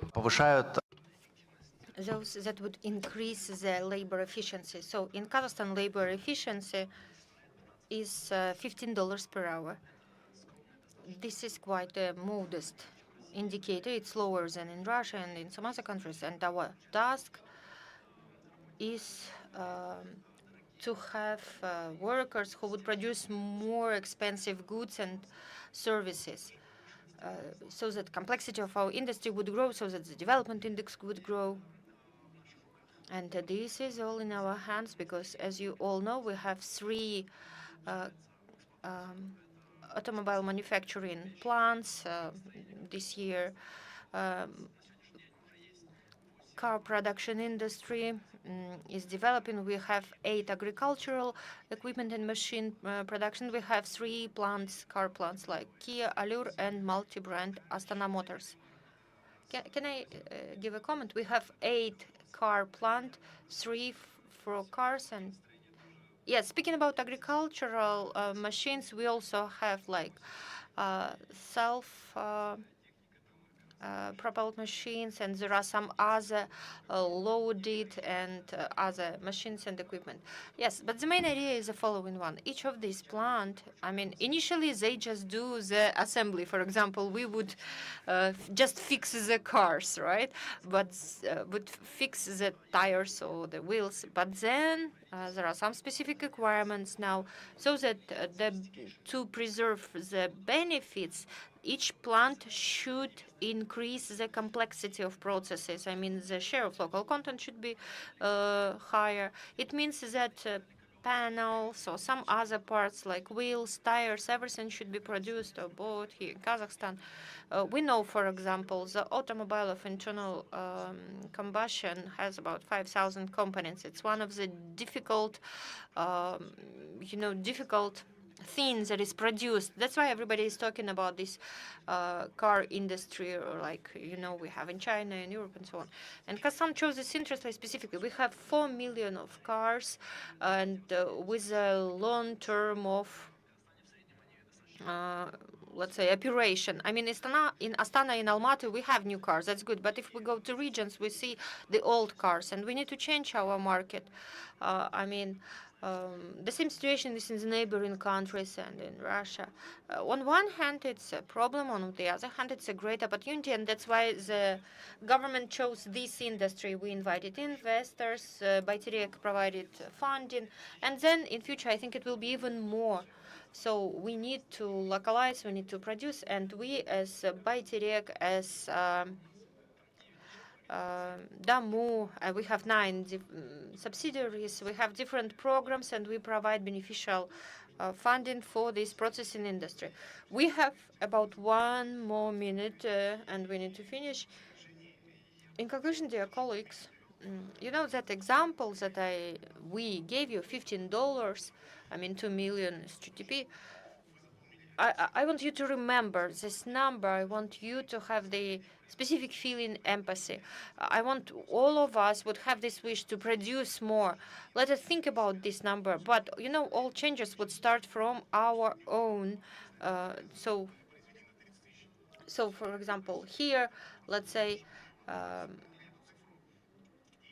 we need to start this discussion and this process. So every time now when you go to your working place, we just kindly ask everybody to be more efficient. If each of us would now produce not for $15 but $150, then we can speak that we do our changes by ourselves. We have tools from Bayterek, we have all these preferences, we have these special economic zones and some other industrial zones. There are lots of opportunities, and I think that tomorrow we always have more opportunities than today. If we haven't done something today, well, it's not that bad. We will be having more tomorrow. I found that person from Forbes list. I'm not going to name his name, but this is families. They have 227 million. I mean, we do not have information here that they're from Ekibastos, but I know this family, their parents, and it would be very interesting to know about them maybe in some years. They are in Forbes, and again, I think that there are many people like this, and this is a very good example how you can move from the region to the fourth list. But again, it cannot be done just overnight. They have been working for it for 20 years. When I was a child, they have started and they were already doing their activities. And I have one story. It's about 1 minute. It's about investment climate. We came to work to the region, we invested, we opened different storage facilities, complexes, and then unknown number would call me and he tells me, I am the chief prosecutor from Karaganda region, and I was really scared. And the person says, I am calling you on behalf of Akim of the region, and if you have any problem, if there are some things, please make a call to me and we will try to help you. So this is about business climate for investors. Thank you. Thank you so much, dear friends, for your attention. I hope that you liked our session and you enjoyed it. Thank you.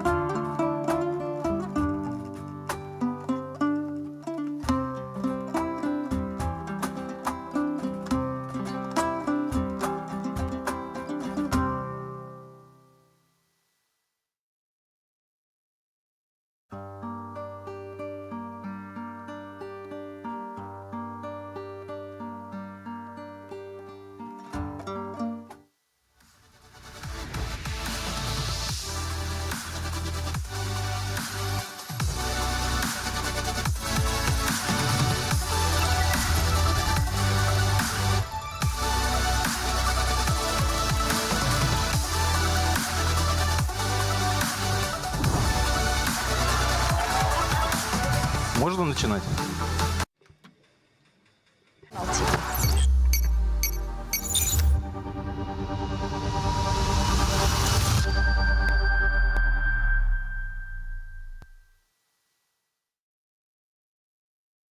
Добрый день, дорогие.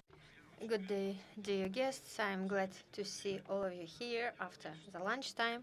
I hope that you are pleased with everything that is happening, and I'm happy to see people here.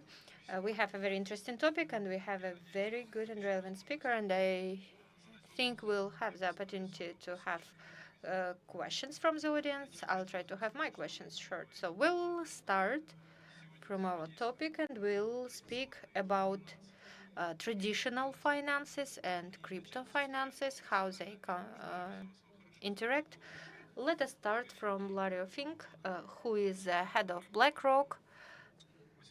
In 2018, if I'm not mistaken, in April was writing to the shareholders of its company that he considers that Bitcoin is a good means for money laundering and, tax evasion. And then in January 2024, BlackRock started ETF.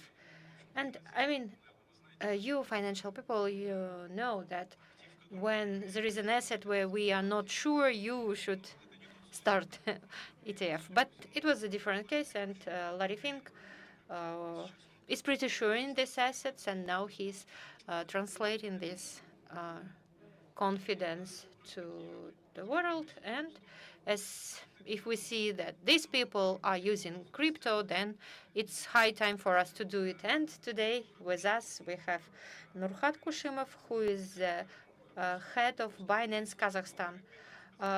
Nurhat, what is the right name to say the name of your company, Binance or Binance?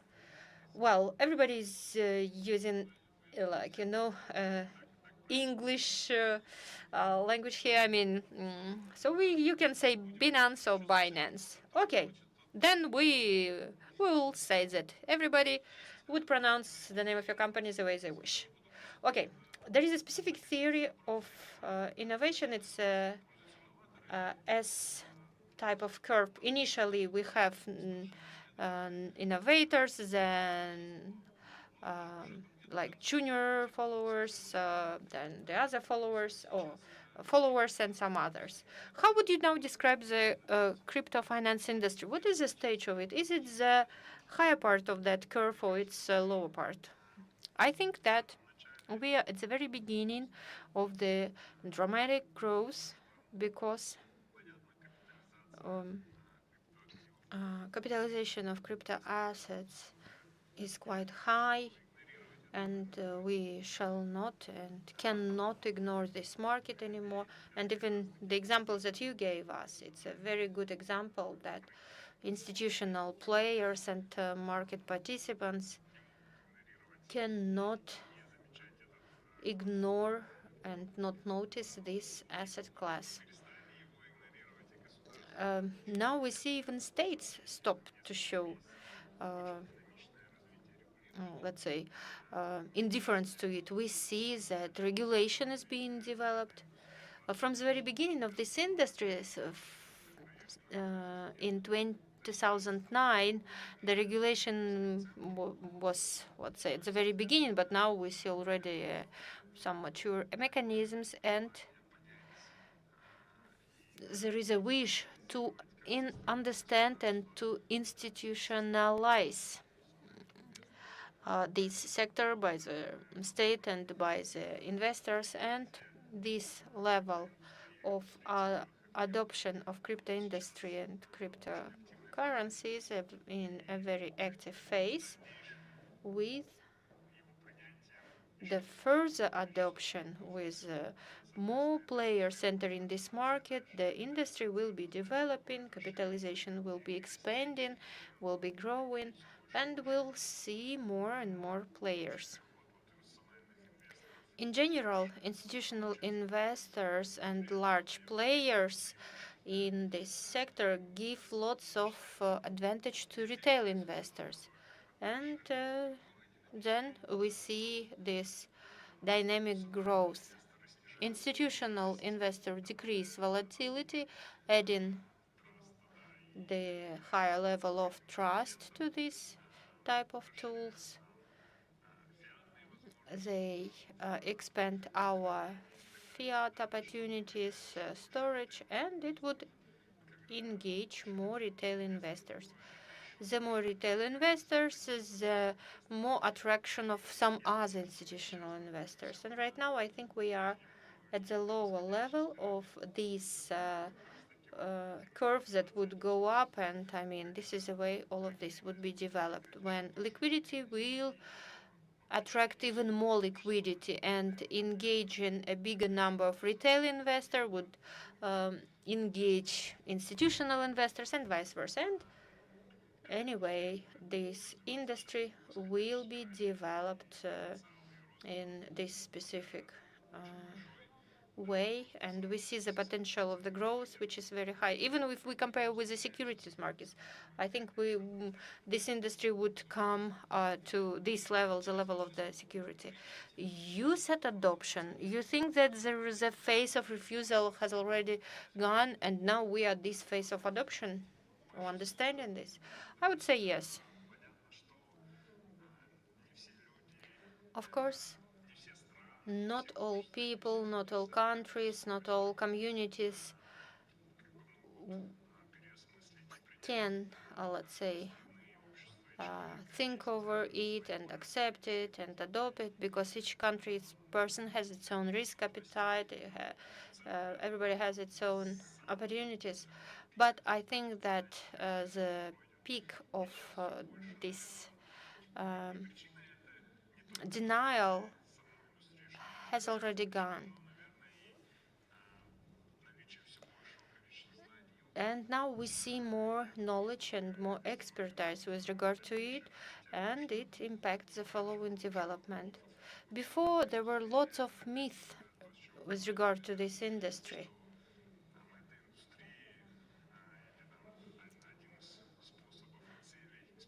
So one of the way of using these digital assets, as you mentioned, it was tax evasion and money laundering. But in fact, it is not like this.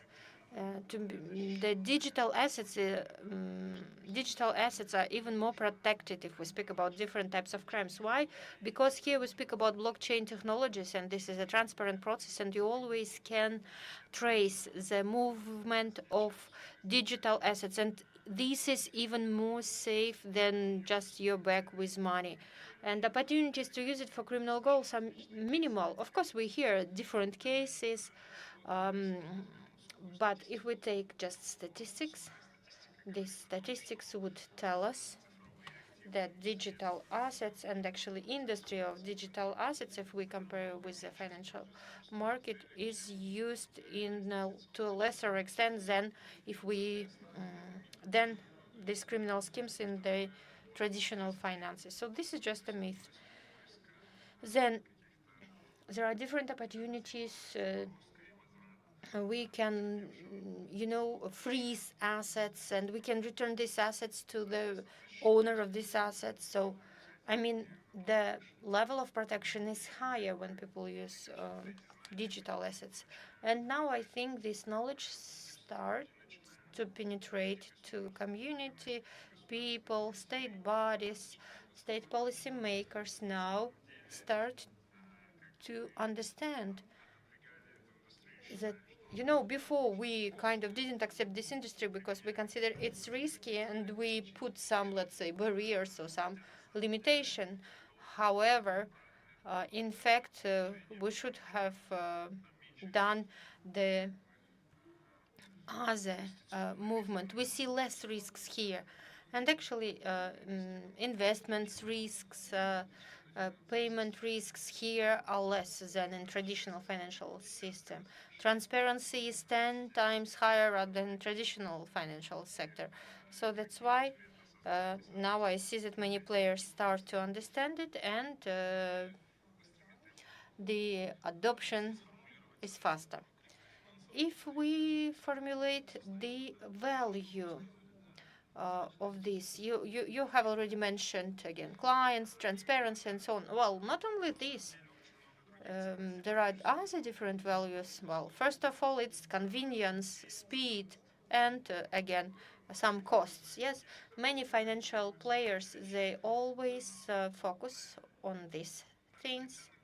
If we speak about stock market, security market, we had before T+5, and it was good if you sold security on Monday, and then on Friday you receive your money, and everybody were happy to wait, and it was okay. But then we had T+2. So, 30 years required to go from T+5 to T+2, and now it's like T+1. But blockchain technology is T+0 or 1 second, and it's really convenient. So that's why the value for institutional players, for banks, brokers, is the speed. Today, we use traditional financial infrastructure that is quite outdated, and there is a technology that allows us to make these payments, money transfers in seconds. The tokens could be sent and so on, and it could be done through interbank communication. It could be in a wholesale, international trade. Then let's speak about costs. Why now international payments are not cheap? Because there is a need to support large infrastructure, large number of people that would manage and would support this infrastructure. And of course, the price formation is the specific one. So if all this infrastructure would be replaced with the blockchain technology, then of course price formation of the services or price would be lower. So and this is also a big value of it. And also, as today and yesterday we've already discussed, if we look forward or look ahead, we see that using AI in payment and everything would be on blockchain. Again, I'm not saying that cryptocurrency would be the payment means, but I still think that the sovereign feature of national currencies would be preserved, but we will see changes because new technologies and old payment system would have to be coupled somehow. And speaking about infrastructure, we are moving into this direction. We create a big number of tools for institutional players so that their level of adoption will be higher. We have Binance Pay, Binance Link, some custodial solutions, Binance wealth management, fund management, everything that we are doing the following. We take the model of traditional financial institute and we, located it in a blockchain technology. So now, for institutional investors, we suggest painless entrance to this industry. So you have already mentioned some projects, but what other projects would make crypto finances and traditional finances closer? Well, the first is about fiat interaction, because this project resolves lots of challenges related to entrance and exit, because there are two ecosystems, and of course, between these ecosystems, we should have some bridges.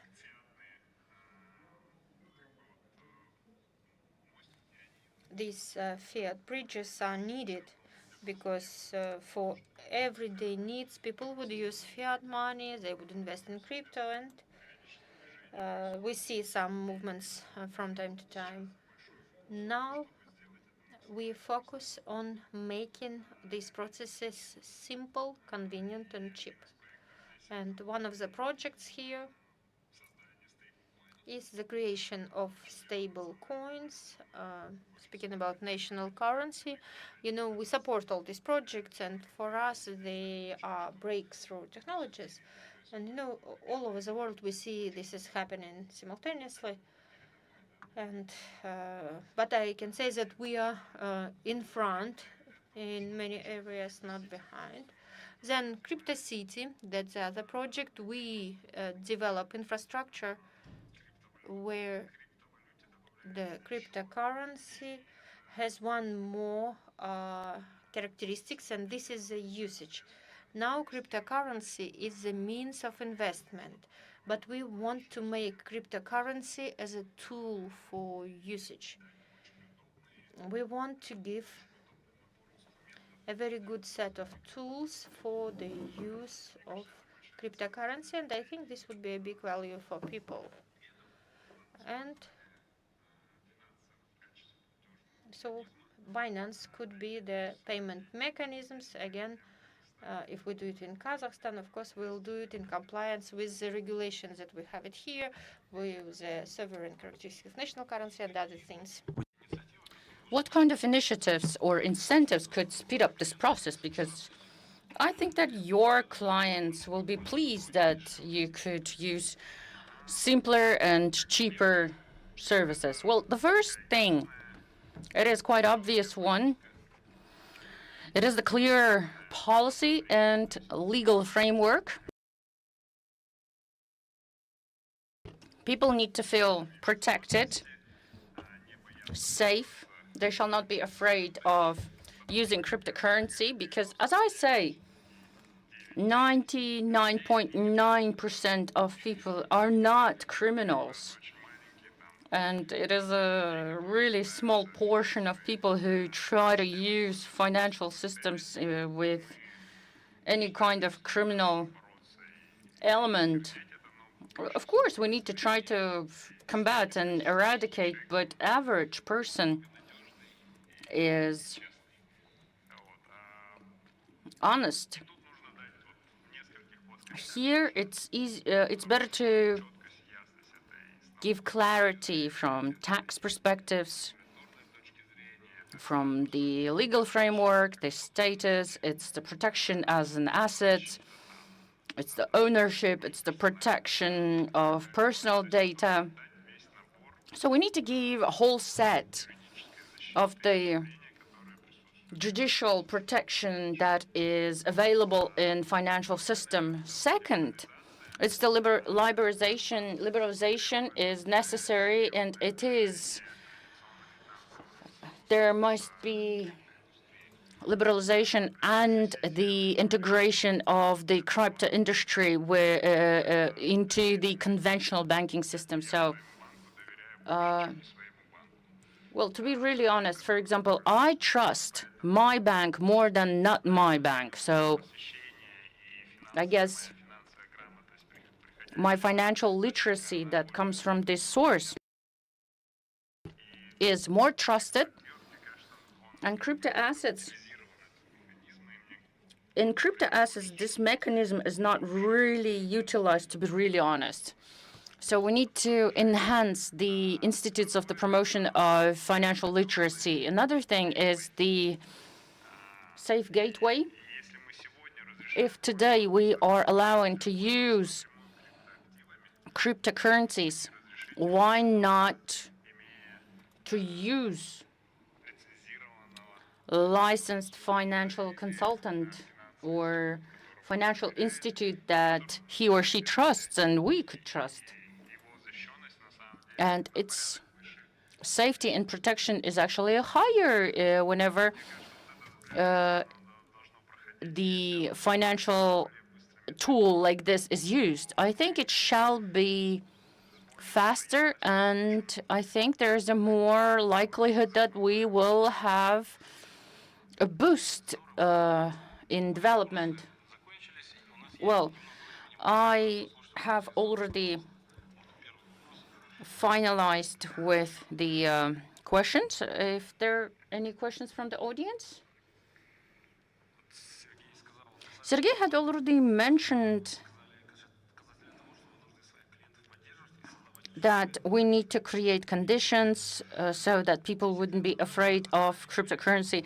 10 years ago, the team of the innovators had been emerged, and it wasn't regulated. And there are many people actually who are in the market, and now they're thinking how they could bring it to the Binance to Kazakhstan, because law says that you cannot really trade in a global perspective. And whenever we work how to do it legally, what we find in Binance Kazakhstan, it's the difference between Binance Kazakhstan and Binance Global. There are no recommendations or guidelines as for the retail investor how to bring the global assets where a person would like to pay taxes. Could you please tell us, there are no articles. No one is actually cannot really address the issue how to do it. Will that be a transfer? Is that the transaction? Is that the... Could you please tell us? Because nowadays, who entered as the innovators? Very good question. Thank you so much for your question. Well, first and foremost, I'd like to extend gratitude for your feedback. We will state in our website the guidelines and what it is necessary to do.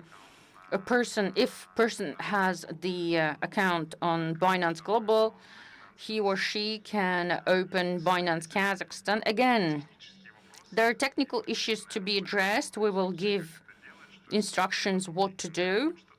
There shall be additional email using other ways, because it's really easy to conduct KYC using the identification number, and we could use vendors and Kazakhstani system. We receive the consent from you for using personal data, and you, as any classical conventional banking, if you use the application, you will pass the onboarding, video verification. We also have additional steps, several ones. It is the confirmation of the address, because we are under the regulation of the AIFC, and you need to answer several questions, and their status of the verification that will need the answering some of the questions and testing in order to identify the competence level. Well, in the application on the website, we had added things for the convenience of our users, because it was actually identified additional need of adding the additional instructions in order to choose what account you're using. You need to go to your account and look at the Binance Kazakhstan. We also created for additional convenience so that it wouldn't really be a barrier for you and wouldn't be an obstacle. And it will just be sort of like a headband and show where you are. Well, global issue, if you allow me to note, within several months, we actively been developing the local platform. And now on local platform, there are more than 350 tokens. If you remember, in the beginning of the year, it was just 100. And now our users in Kazakhstan have, well, more or less the same offers. We also added a whole set of the services. If you remember last year, since we were in the regulatory sandbox, we couldn't really offer this kind of derivative stock exchange. We have also launched the Earn, and we airdrop. Well, if you make the staking, you can participate in the distribution of the tokens on futures and options. We also have the operation efficiency, where there is an absence of time-bound gap, because on the global platforms there were tokens earlier than we could make it locally. So we have this efficiency. It's second to second, actually. It's accurate to seconds tokens on the platform. Why did we do that? So that our Kazakhstani client could implement whole potential on the day of the stock exchange. And in parallel, we are working with our civil clients.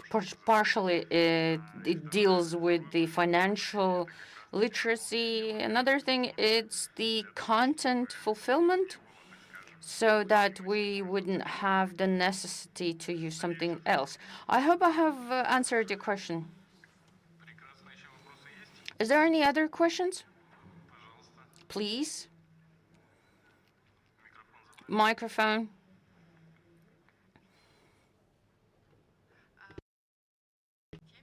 I'd like to continue this topic. Will there be any kind of challenges transferring from global to local? Because what will be the tax? How much of the taxes shall we pay? Regarding the wallet, if we want to have on a cold wallet, for example, there shall be a tax for depositing it. And what's going to happen? The tax from the global to local and having the cold wallets. Thank you for your question. I have heard two aspects, the technical ones, and another is the tax one. Well, technical is easy. Right after you have an account on local platform Binance Kazakhstan, transferred in ecosystem of Binance, it's easy because you use your ID number. It's not like on the blockchain. It is centralized transaction. It happens within a split of a second. And internal, we don't have the travel rule. We do apply it, but it is really convenient for user. It's user-friendly. We know where you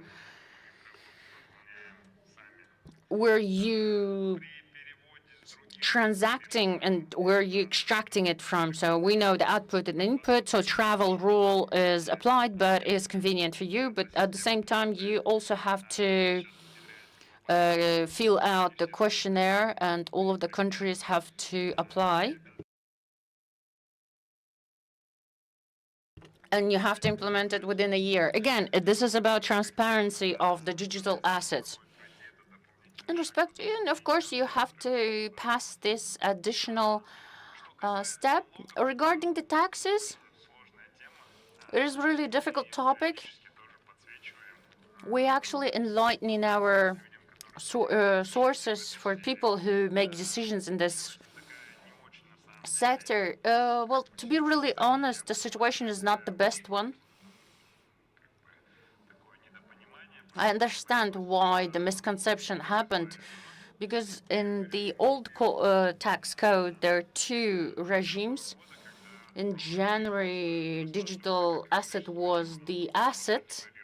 You had to declare it, and you had to pay taxes for the selling. Well, the same was applicable, same as the asset. So it was treated as any kind of asset. Now, as of 1st July, there's Article 331, which had created the administration regime.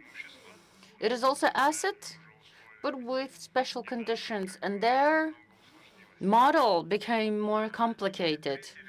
There will be third regime as well in the tax code, and we had already discussed with colleagues from legal affairs. We are going to report for all of the three models, so it's going to be rather complicated. In 2026, we're going to report for 2025 in one model. In 2027, we're going to report in the 2026 a different way. Well, it's going to be quite simple in tax administration. It's going to be simple for our citizens and for us as the representatives of the cryptocurrency. It's not going to be really complicated. We could give you the transaction lists, and you shall be able to identify what kind of taxes you're going to pay, and then you just declare it and submit it to the tax enforcement agencies. Well, there is no simple question. I would love to give you a simple answer, do this and this and that, but there is no simple answer, straightforward answer. Many people are declaring as they can, so they have the general purchase and general sale, and this is how they declare. But in keeping or storing of the crypto assets doesn't actually oblige you to pay taxes. You have to pay taxes only if you sell. So again, you need to look at it individually and try to legitimately lay out. It is trying to work out the simple mechanism. We have time for one more question, please.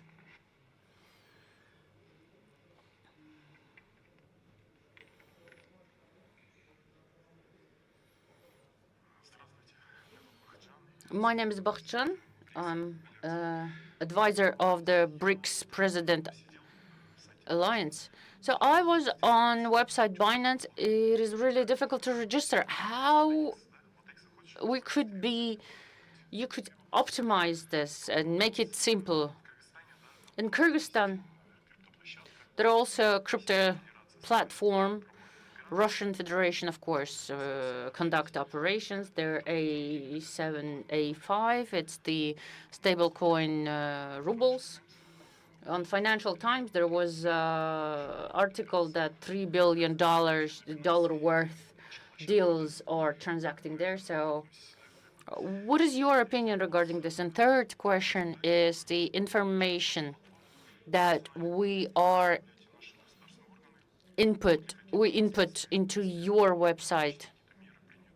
Will there be any kind of measures that will be taken in regards to the information that we provide to your website?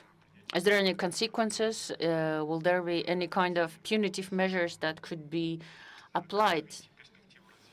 How do you see the perspective of the development on the territory of Kazakhstan, and what is your vision?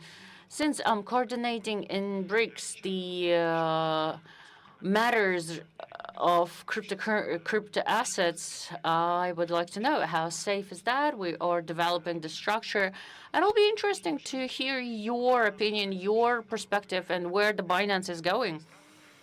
And of course, we know that there's an understanding regarding the regulations between Kyrgyzstan and Kazakhstan, and it had been concluded on the level of the president. You have many questions. All of them are relevant. I think I can lecture you for an hour. Well, the first question.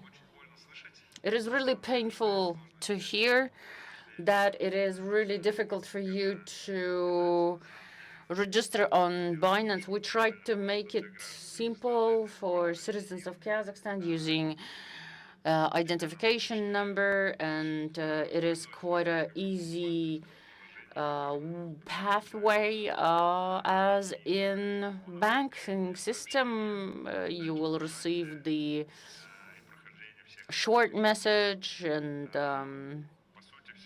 short text message, and there are only two stages actually: biometric verification and confirmation of the address.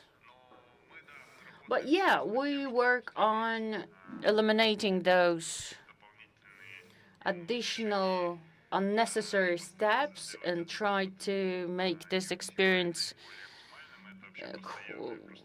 concise and precise. It is constant work. If you could give us concrete issues where we could look at, well, improvement of the design and the user-friendly website is something that we try to implement. Another issue, it's regarding the development of Kyrgyzstan. We are tracking and monitoring the development of Kyrgyzstan and Kazakhstan because there had been adopted quite a number of novellas because crypto exchange exists in Kyrgyzstan and potential of development is quite a big one. And I think that regional development is going in quite a good pace. I think the dialogue and cooperation is the only answer. Sometimes we take from them. We shall borrow in Kazakhstan, sometimes ahead on something, and Kyrgyzstan might borrow some of the tricks from us. I think the most important area is. So here we have two main aspects. First is liberalization and convergence of traditional financial institutions with institutes B3, including Binance. And the second thing is that simplicity and clarity of legislative and regulatory framework. So if we speak about taxes, these taxes should be clear. If it's regulation, it should be clear and understandable for an ordinary person. And again, would it be Kazakhstan, Kyrgyzstan, or other country, this mechanism would work. Speaking about personal data, we have a high level of personal data protection, and we are really serious about it. Any requests that we have, we assess it based on the legality and rationality. If we speak about some criminal proceedings or criminal legislation, everything should be in compliance with criminal and processual code. It should be sanctioned by the authorized bodies. If it's a court, then we should have all the necessary things from court or from the prosecutor's office. So we assess any request for that we receive for legality, and it should be very clear. It should have very clear, substantiated reason. I mean, based on the legislative norm, based on the other things. So if you request from us A, we need to understand who this A is, what role does this A play in your process or proceeding, and so on. And this is the way all financial institutes work, all banks, all brokers, and any request, we check any request. And if we have doubts about the legality of this request, we ask to provide us additional explanations why this request comes to us. So we work with state bodies on personal data, but this work is within the legislative framework. The data that we shall preserve and shall not disclose, we will never disclose them. And if anyone has the right to have access to this data, this request should be validated. I mean, there are no mass requests. There is a specific request for a specific entity or person, and if this request is validated, we would work with it. Of course, you all agree that if it is a crime, let's speak about child pornography, and if some financial institutes are used in this chain, then any financial institute, if there is a suspicion and our suspicions are justified and all the procedures complied with, we have to help in the investigation of this crime. So this is the way we work. And as for some concerns that might be raised, I mean, this is probably the part of black PR. Speaking about some this massive disclose of information or disclosure of information, no, this will never happen. You also touched the issue of the safety of our platform. I would say that we are the safest platform in the world, in crypto world. We are the most protected. We invest a lot in cybersecurity, but people themselves also have to comply with the digital hygiene. I mean, the responsibility lies on both sides. We, on our side, do everything so that to protect our users. Additionally, we have the fund for some critical cases, SAFU, and this fund guarantees some of the losses. For example, in the banks there is a specific legal process of deposit guaranteeing. For Binance, we ourselves implemented this specific mechanism, this specific fund, so as to provide guarantee to people, so that people would feel safe. Well, let us thank our speaker. I hope that it was interesting for you, and I see people here. Okay, maybe you would ask it personally to our speaker. I think these issues are very relevant, and it's about regulation. So maybe next session would be called Crypto Finances Regulation Breach or Block Post. So we'll see you all next year.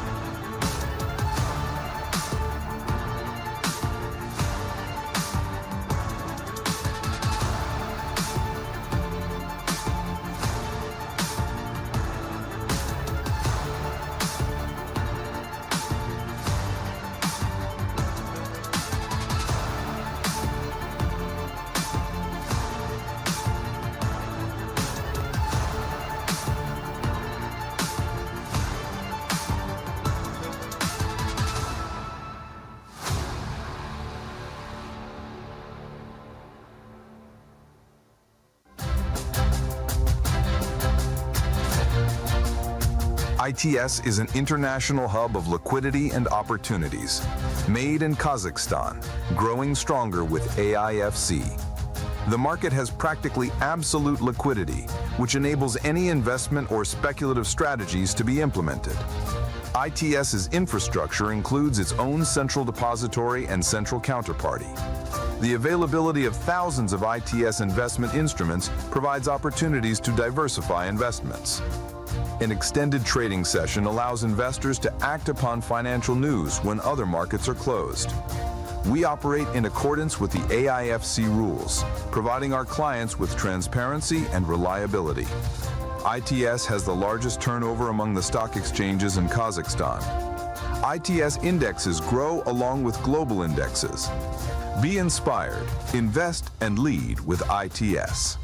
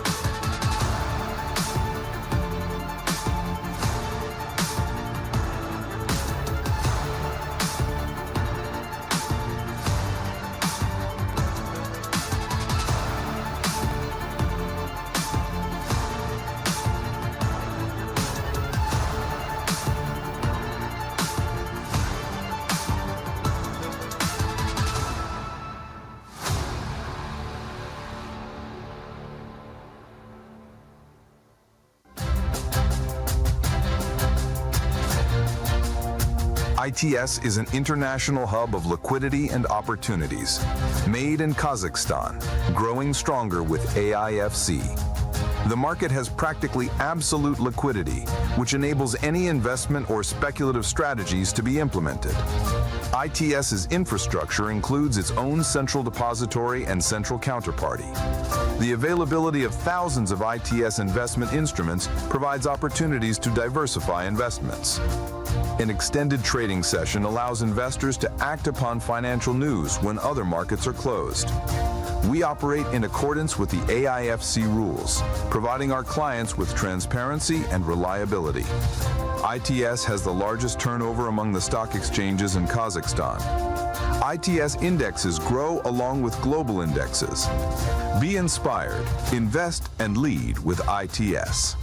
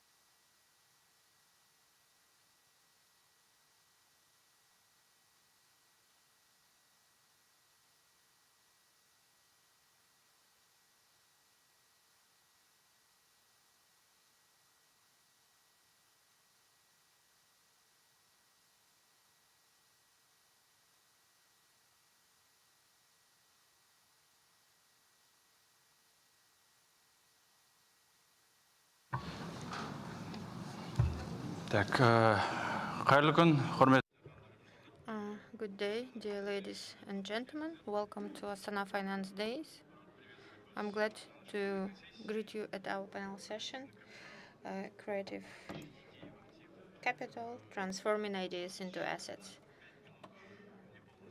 We do not have all speakers. Mr. Irnar Kurmashev is got stuck in the traffic jam, so please do not worry, and I'm also not going to be worried. So first of all, I would like to express our gratitude to our sponsors, Freedom Broker, Kaz Minerals, ITS. We thank them for their continuing support and their contribution to the development of our forum. And I have an announcement for our guests. Our session will be in the format of Q&A session between moderator and speakers. We do not have any reports, presentations, slides, and we will not have Q&A session with the audience. But I'm pretty sure that after our session, our speakers will be ready within their competencies to answer any of your questions. So now let's get back to our topic. Today, creative industries become one of the most dynamic drivers of the global economy. In Kazakhstan, over these 5 years, we see the number of our local films increased. We see the box offices high, and the AIFC sees its task not only in creating favorable regulatory and financial conditions. Well, this year we've adopted new rules on venture studios. We also do have our own act on intellectual property. And we also try to support ecosystems where education, entrepreneurship, digital media, state policy are united. Today we will hear the opinion of 4 leaders who represent these directions, and they will show us how, by joint efforts, we are able to create creativity into the real capital. So let us greet our speakers. We have Evgeny Kochtov, who is the Vice Minister of Culture and Information of the Republic of Kazakhstan. Gani Nugametov, who is Rector of Energo University. Jumatai Salimov, Director for GR and Content Partnership at Freedom Media. And a bit later, Irnar Kurmashev will join us. He is the General Director of Tolkien Film Fund. My first question is to Mr. Evgeny. Question to you. Thank you, Rahmet. Thank you. Creative industries are enshrined in the National Development Plan up to 2029. It is a strategic sector. The law has already been adopted that expanded the support for the industry. There are different creative hubs created or launched by the state. 17 now. Now there are 17. Yes, while you were preparing for this event, the other hubs were opened. Yes, actually, and the other important step that is being discussed is the launch of the Fund of Development of Creative Industries. All of this is complemented with tax benefits and some other interesting benefits that would promote developing this sector. So this development fund of the support of creative industries development, what specific tools of financing it will give to our creators? Thank you. Thank you so much. Well, first of all, thank you. Good day, dear colleagues, dear friends. I see many familiar faces. And a year and a half ago here in this specific hall, but I was sitting in your place. We were here together. And at that time, I was speaking only about plans, because that time in 2023, the Ministry of Culture and Ministry of Information and Development were joined, but today I already can tell you the report on that plan that I was telling you. But I'm not a leader. I'm deputy leader, let us say it this way. However, thank you so much for your attention. That's true. On July 21st this year, the Fund of the Development of Creative Industry was launched in Kazakhstan. It's a long-awaited event, because in 2021, the head of state in its message to people said about it, we need to understand what creative economy would be in our country. And I would say that everything that the Ministry of Culture and Information promised and everything that the government was talking about was implemented for 90%. Why 90%? Because at the nearest meetings of the government, we will have the final resolution on defining this fund as a national operator. That's the first thing. Secondly, now we have some minor amendments to the legislation. There is one bill that is under discussion in the government, and I think we will soon have the first reading of it. But in general, we can say that national fund is a fact. It has already occurred, and I will tell you that the fund will be diagonally located here in one of the pavilions over there. So maybe next thematic session on creativity within Astana Finance Day would be conducted there. Everything could be done. You will just fund it. So what is the specificity of this fund, and what would be the model that we chose? I mean, speaking about institutional construction of creative analogy. You know, there is a Creative Korea. We talked to them. There is a Creative England. We also took some of the moments from their work. We chose models that would work based on 4 main areas. The fund will be based on 4 main pillars and would develop creative industry in the following things. First of all is talent search. You know, it would be a specific research field. We will try to find guys, people who would be in this area. Then the distribution of these projects. You know, many people come with the idea, but they don't know how to wrap it up, how to build the chain of sales. For example, if we speak about some handcraft people, some people don't know how to produce animation, movie, and so on. So, I mean, here we speak about these big, good acceleration programs. The third pillar is infrastructure development. You have mentioned hubs. We have 17 of them now, but initially we had the idea to, you know, to plant this field, to have some plants that are growing. But now our task is to ensure similar rules for everyone. For example, the fund employees, 20 people, will be leaders of regional hubs. That's the main idea of the hubs. The main fund will lead all the hub systems over the country, and we'll start it from the beginning of the year. And the first pillar is expert support. Most of people want to go to Biennale. Most of our people, creative people, want to present their works at different platforms and sites. Somebody wants to protect his or her own rights in a right way so that nobody would do the infringement. Yesterday, I saw Ayatollah was speaking about it. He was saying that now it's the time, and if we are not going to invest to the creative economy of Kazakhstan, we will lose our time. And, you know, we have provided this in our work, and it is also enshrined in the law. The specific percent of the income from national lottery operator, this will go to the development of creative industries. This is our Kazakh know-how, and it will start soon.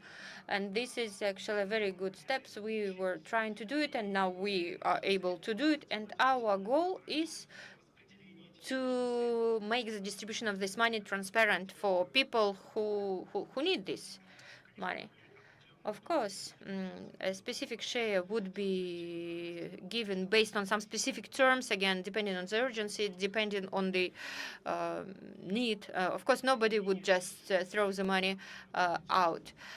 But this would be the targeted capital that would go to creative industry. So that's brief information, well, but I can give you more details if you are interested. We could even find some potential residents. Although I can also declare this information on the basis of the fund, we will create Yandex creative fund. So Yandex company would work with music, with books, with cinema, animation, movie. So briefly, this is it.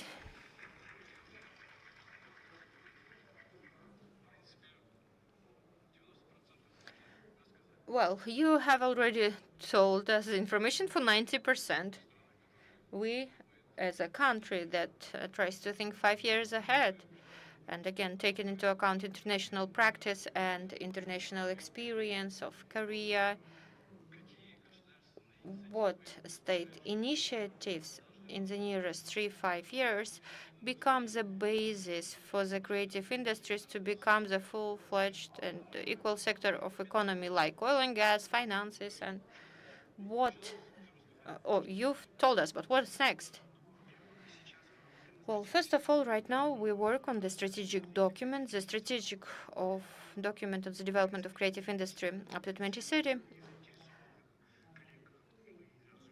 And we invite all stakeholders, the colleagues, to discuss and to work with this document. Why it's important? Right now we have 43 types of activities and 12 directions. That's a lot, and of course, support to all directions would not be really, let's say, substantial from investment points of view. That's why we need to identify priorities for ourselves. And now we have lots of discussions and arguments. Some people say that people who work with handicraft, they should be supported.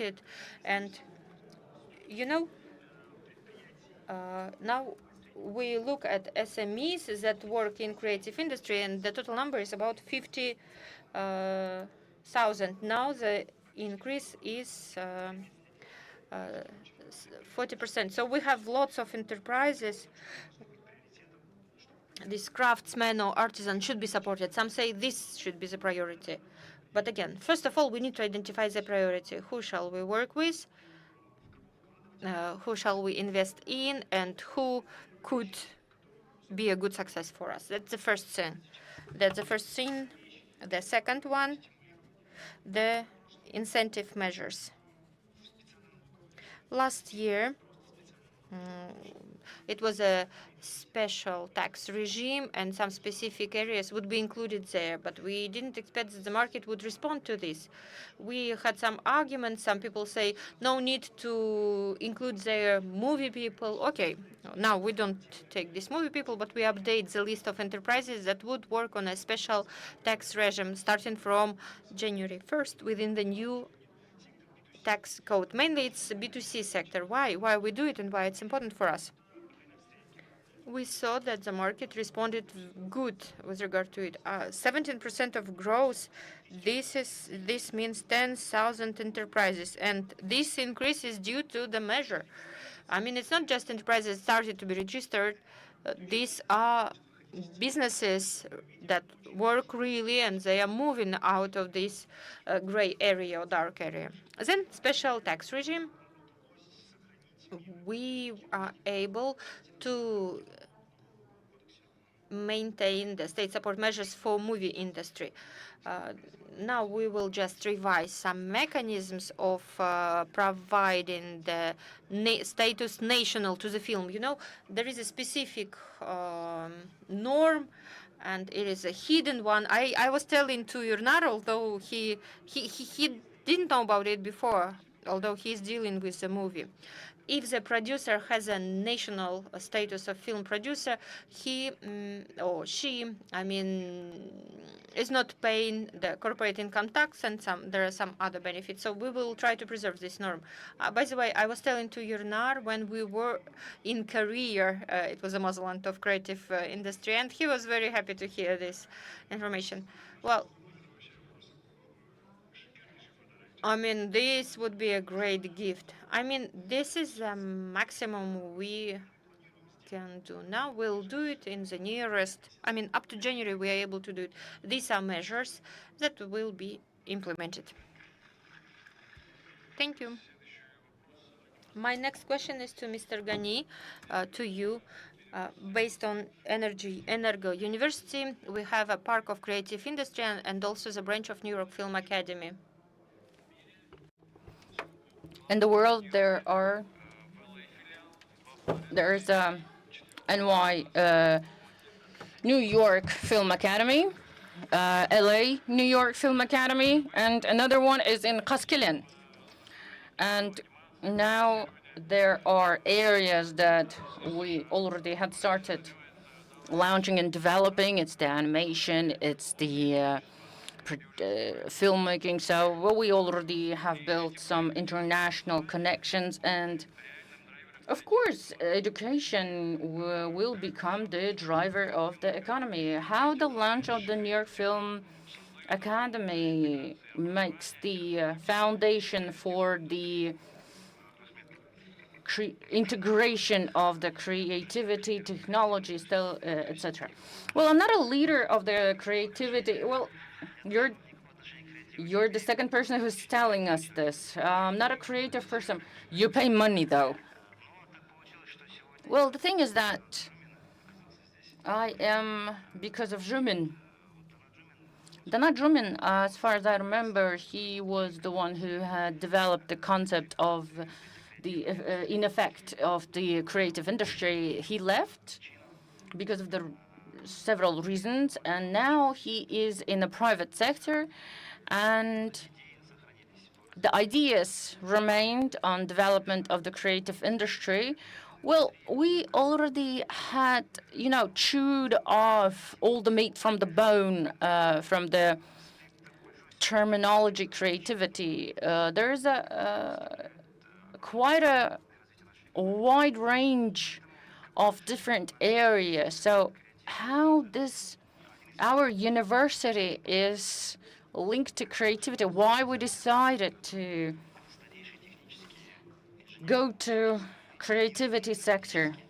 We are the university that exists 50 years, so we know that movie cannot exist without light, without electricity. I'm kidding, of course. So starting from 1997, we started working on new niches and trying to find new areas. So we're happy to announce that we beat our own record, and in enrollment, we now have students in energy sector as many as we wanted. It's because of the technical creativity. So we have declared in our strategy that we're going to move towards technical creativity. So we had opened it right next to SDU. We are trying to have digital media faculty, and we are constructing new campus, new building. We decided to invite New York Film Academy. I was the president of the Bolashak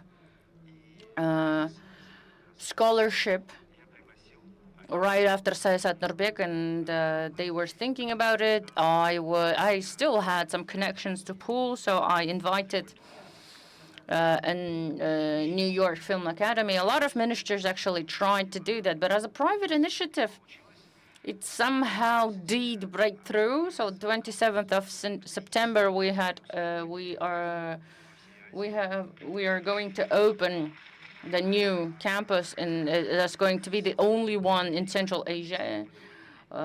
We all got the visas for 10 years.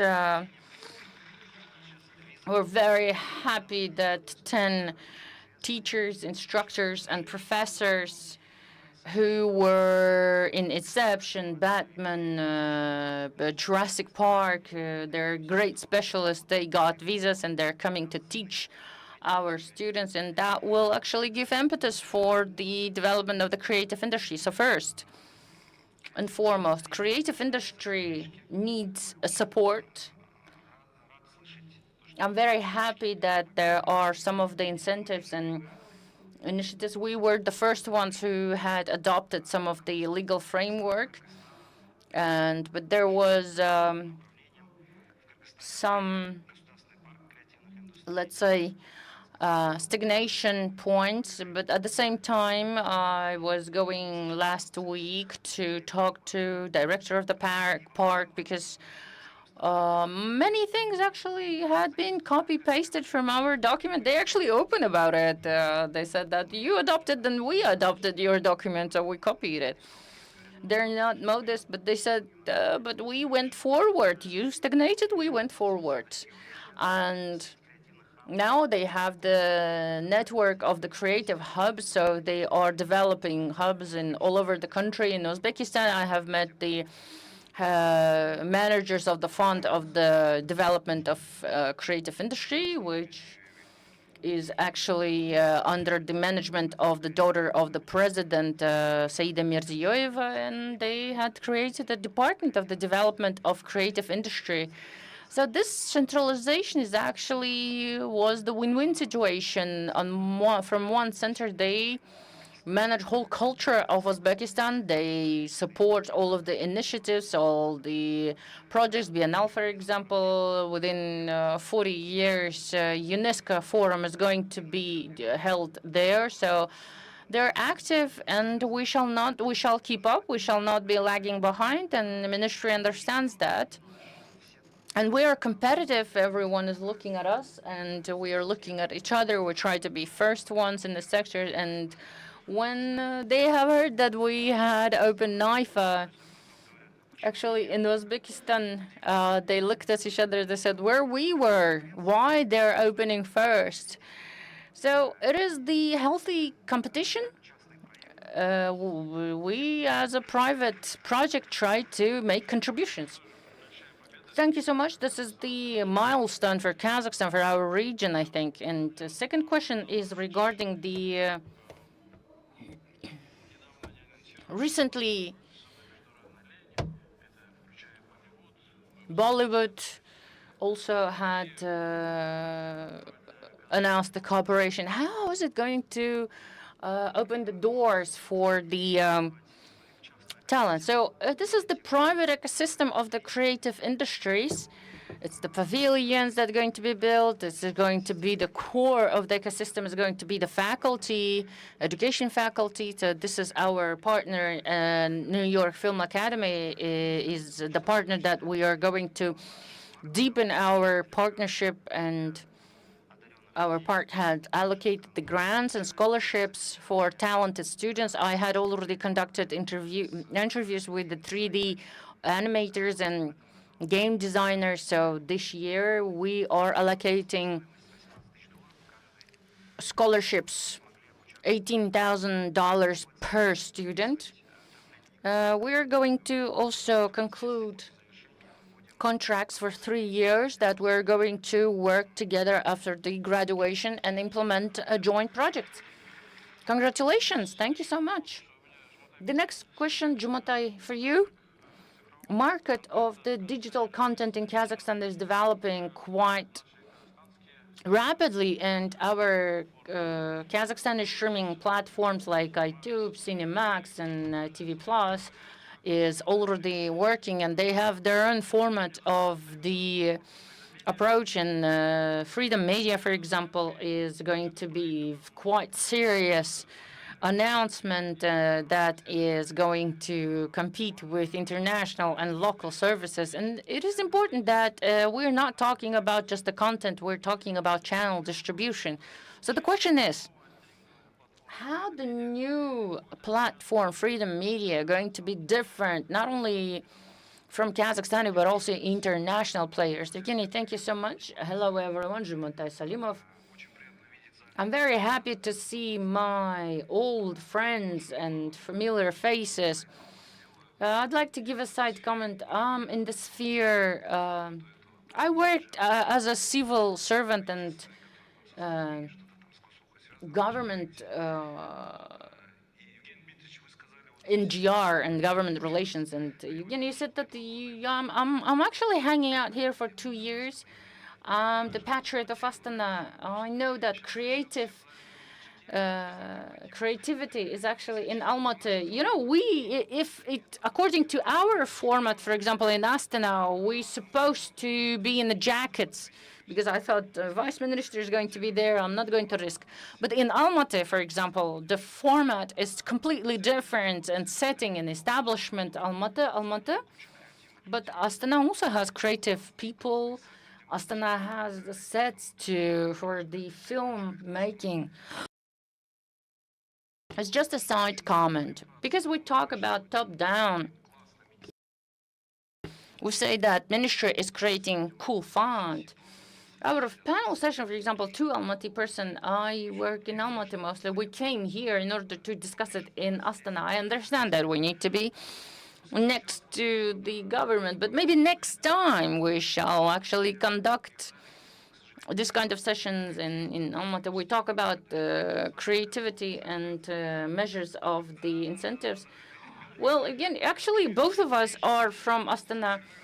All who came over here immigrated. Please go out. Off the top, I bring my apologies, just a joke. Well, I would like to extend gratitude for the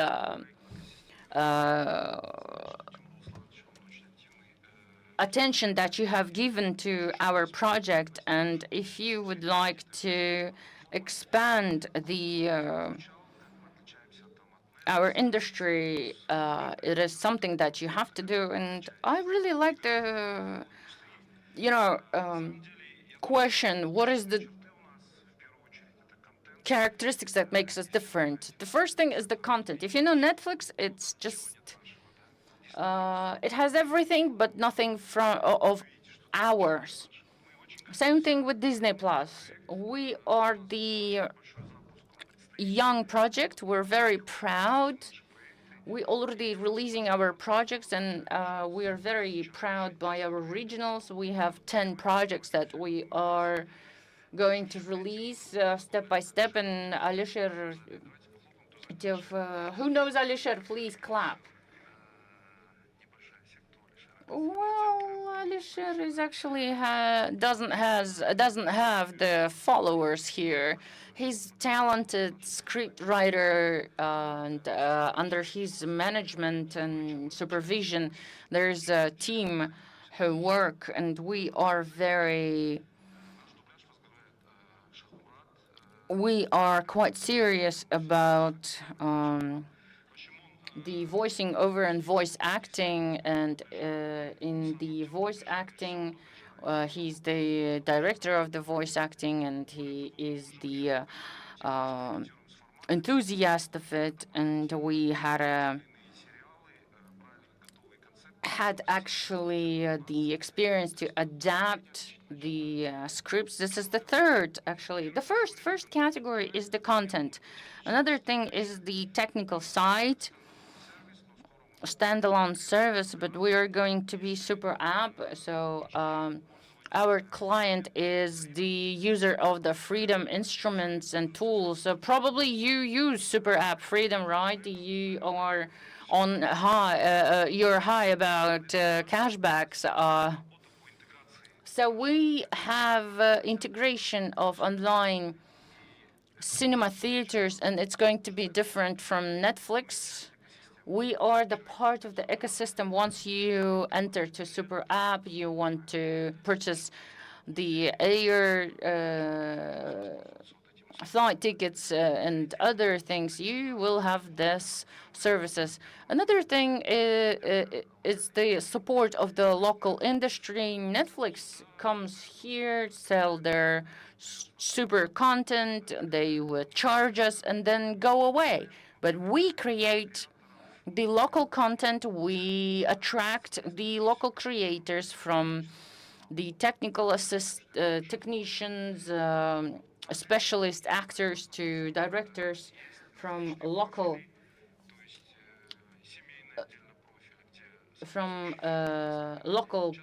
areas. So now we're working on the business profile separately. We are the team of the creative people. Somewhere we have also tech blog, and this is the symbiosis. It's the hybrid. If you leave 6 creative people in one room, there will be one perspective. Then if you leave other 6 people from business standing alone, so now it is going to be another perspective. So that is why we decided to mix, so that people could see our project soon. All the best. Best of luck. Thank you. I'd like to wish you all the best in the platform, and everything will depend on the content, how competitive you are. In order to attract creative youth that would like to be in your project, what should they prepare before coming to you? Well, I am a newcomer. My friend says on the left side, so many people came to cinema industry and being smart pants. So the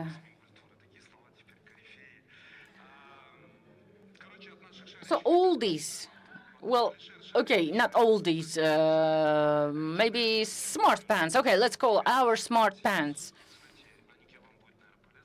I think probably it will be very useful for you. So what is going on in cinema? It is great to have a good, cool camera, make the montage and the post-production, CapCut, etc., and make the beautiful picture. But what editors are thriving towards, it's the script.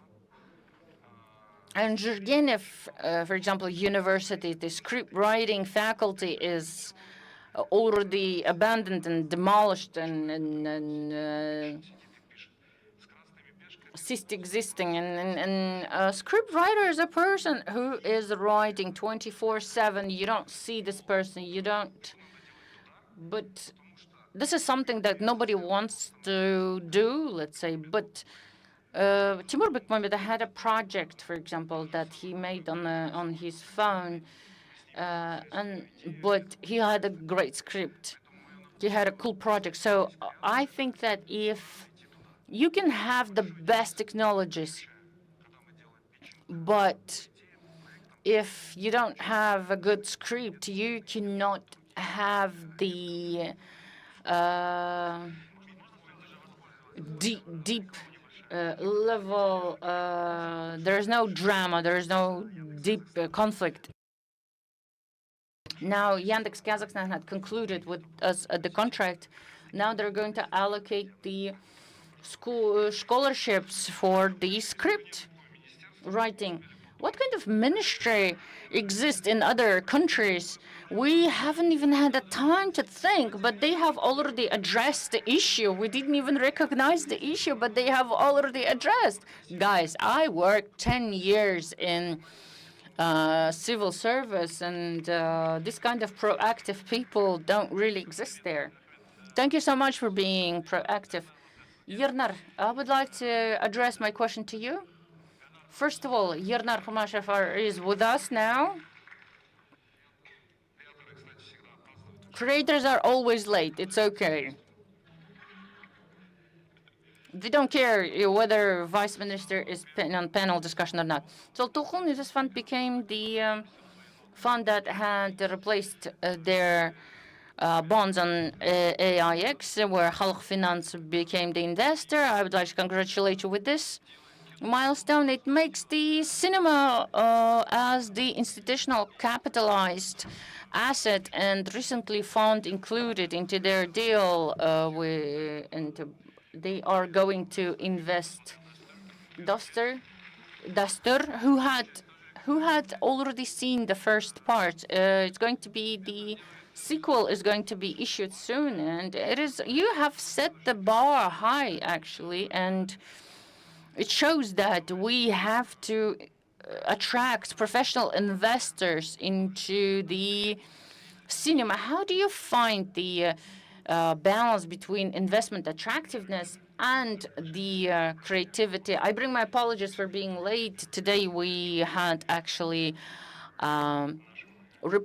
we delivered report to our investors with my partner Dorin Sadvakasov. I'm very happy to be here today.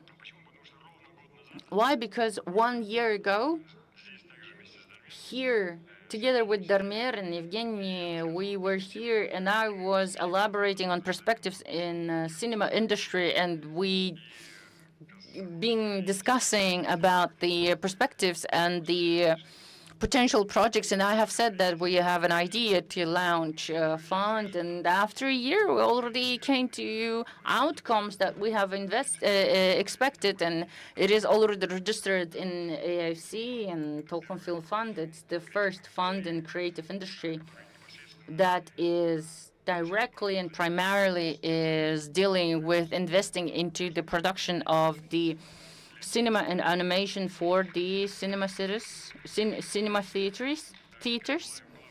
So that was my dream, big dream, and now it is implemented and realized, and we're very happy it's coming true. Coming back to your question. You know, it's not a decision of one person. We have a big team, and there are several procedures to select the project that is applicable to us. You know, we are private fund or commercial fund, and our main task is to invest in commercial projects and to return these investments and to earn money. We, with our team, look at different projects, and today we had this meeting with investors. 87 projects have been reviewed. 23 projects were presented to advisory board. The advisory board consists of 6 experts. 3 are from the cinema world and 3 are from business world, business representatives, let's say. And we even have risk managers there in this advisory board. Out of 23 projects that were reviewed, we recommended for investment committee 13 projects, and out of these 13 projects, right now this is a review procedure. Darmen Sadgvakasov, Aidar Elkhanov, and myself, we look at the project and we will make this investment decisions. The first investment decision were made last week, Dastur 2, and the information was in media. And it's a positive signal for the industry. Everybody believed in our fund, and now more projects come to us, and now more and more professionals from industry come to us for us to review their projects. What is the stage of the project? Should be that so to be reviewed with you. You know, as our fund is a short one, we created only for 3 years, and our activity of our fund will be completed by summer 2028. That's why we decided that we are going to invest at the stages of the ready-made script. We do not have time to wait for 3, 5, 6 months so that the script would be developed. Yes, the idea could be good, synopsis could be good. However, we lose time here. Our task, let's say, is to invest in the project at the level of the completed development. And we also specify all these terms in our announcement. Right now, we are developing the site of our fund, and any team could apply online. And it's a good opportunity now to give advice to such guys. So before coming to us, to you, what they shall do for receiving sponsorship from you. Tolkien Film Fund Instagram account. We present there all the information, what materials should be submitted for the application to be reviewed. I myself, Koainesh Bisek, our creative director, and several other our people do with these things. And with the team, we look at the high concept of the project, if this project would be commercial, if it could have commercial potential, and so on.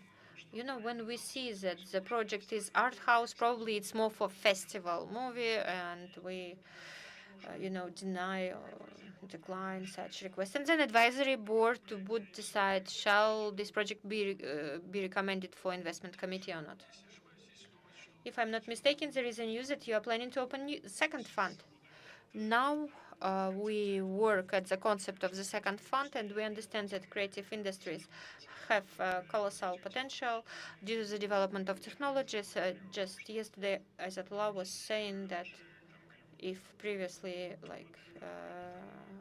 Hollywood used the model, and that model was being built for 100 years. But now, with the help of AI and social media development, these barriers have been eliminated. Now it's a good opportunity to enter the market, and all creative representatives or entrepreneurs, if in Kazakhstan we have an ecosystem with an easy and simple access to finances, to investments, then it could turn into a very interesting and profitable ecosystem.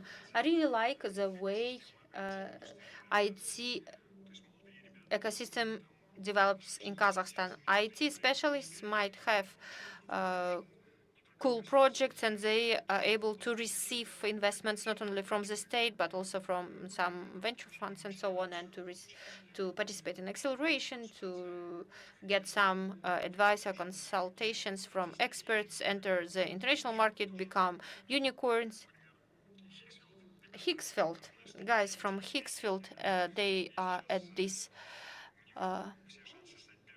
emergence of IT and creative, and they're going probably to be the first unicorn. And you know, in Kyrgyzstan, the Billions company, and their evaluation is already about $1 billion. They have the same indicators as their main competitor, Cocomelon. Cocomelon was sold recently to hamsters. You know, this is a toy brand for $4 billion. So the Billions evaluates as $1 billion. And this is the first unicorn of Kyrgyzstan. It's not from IT, it's from creative industry. And so I think the creative industry has colossal potential for startups, for young ideas who believe in their thoughts, in their ideas, in their projects. And it's a good opportunity. Thank you. Thank you. So unfortunately, our time is over, and I would like to thank all our speakers for the informative opinions, ideas. Today we've seen the whole chain of the state support, education, infrastructure, private investments, corporate media, digital platforms. We work to unite all these parts through financial tools, through international cooperation, through predictable regulatory framework. We all work so that to turn creativity into capital, strengthening Kazakhstan at this map of creativity. I think it was a very interesting session. I would like to thank everyone. So, goodbye.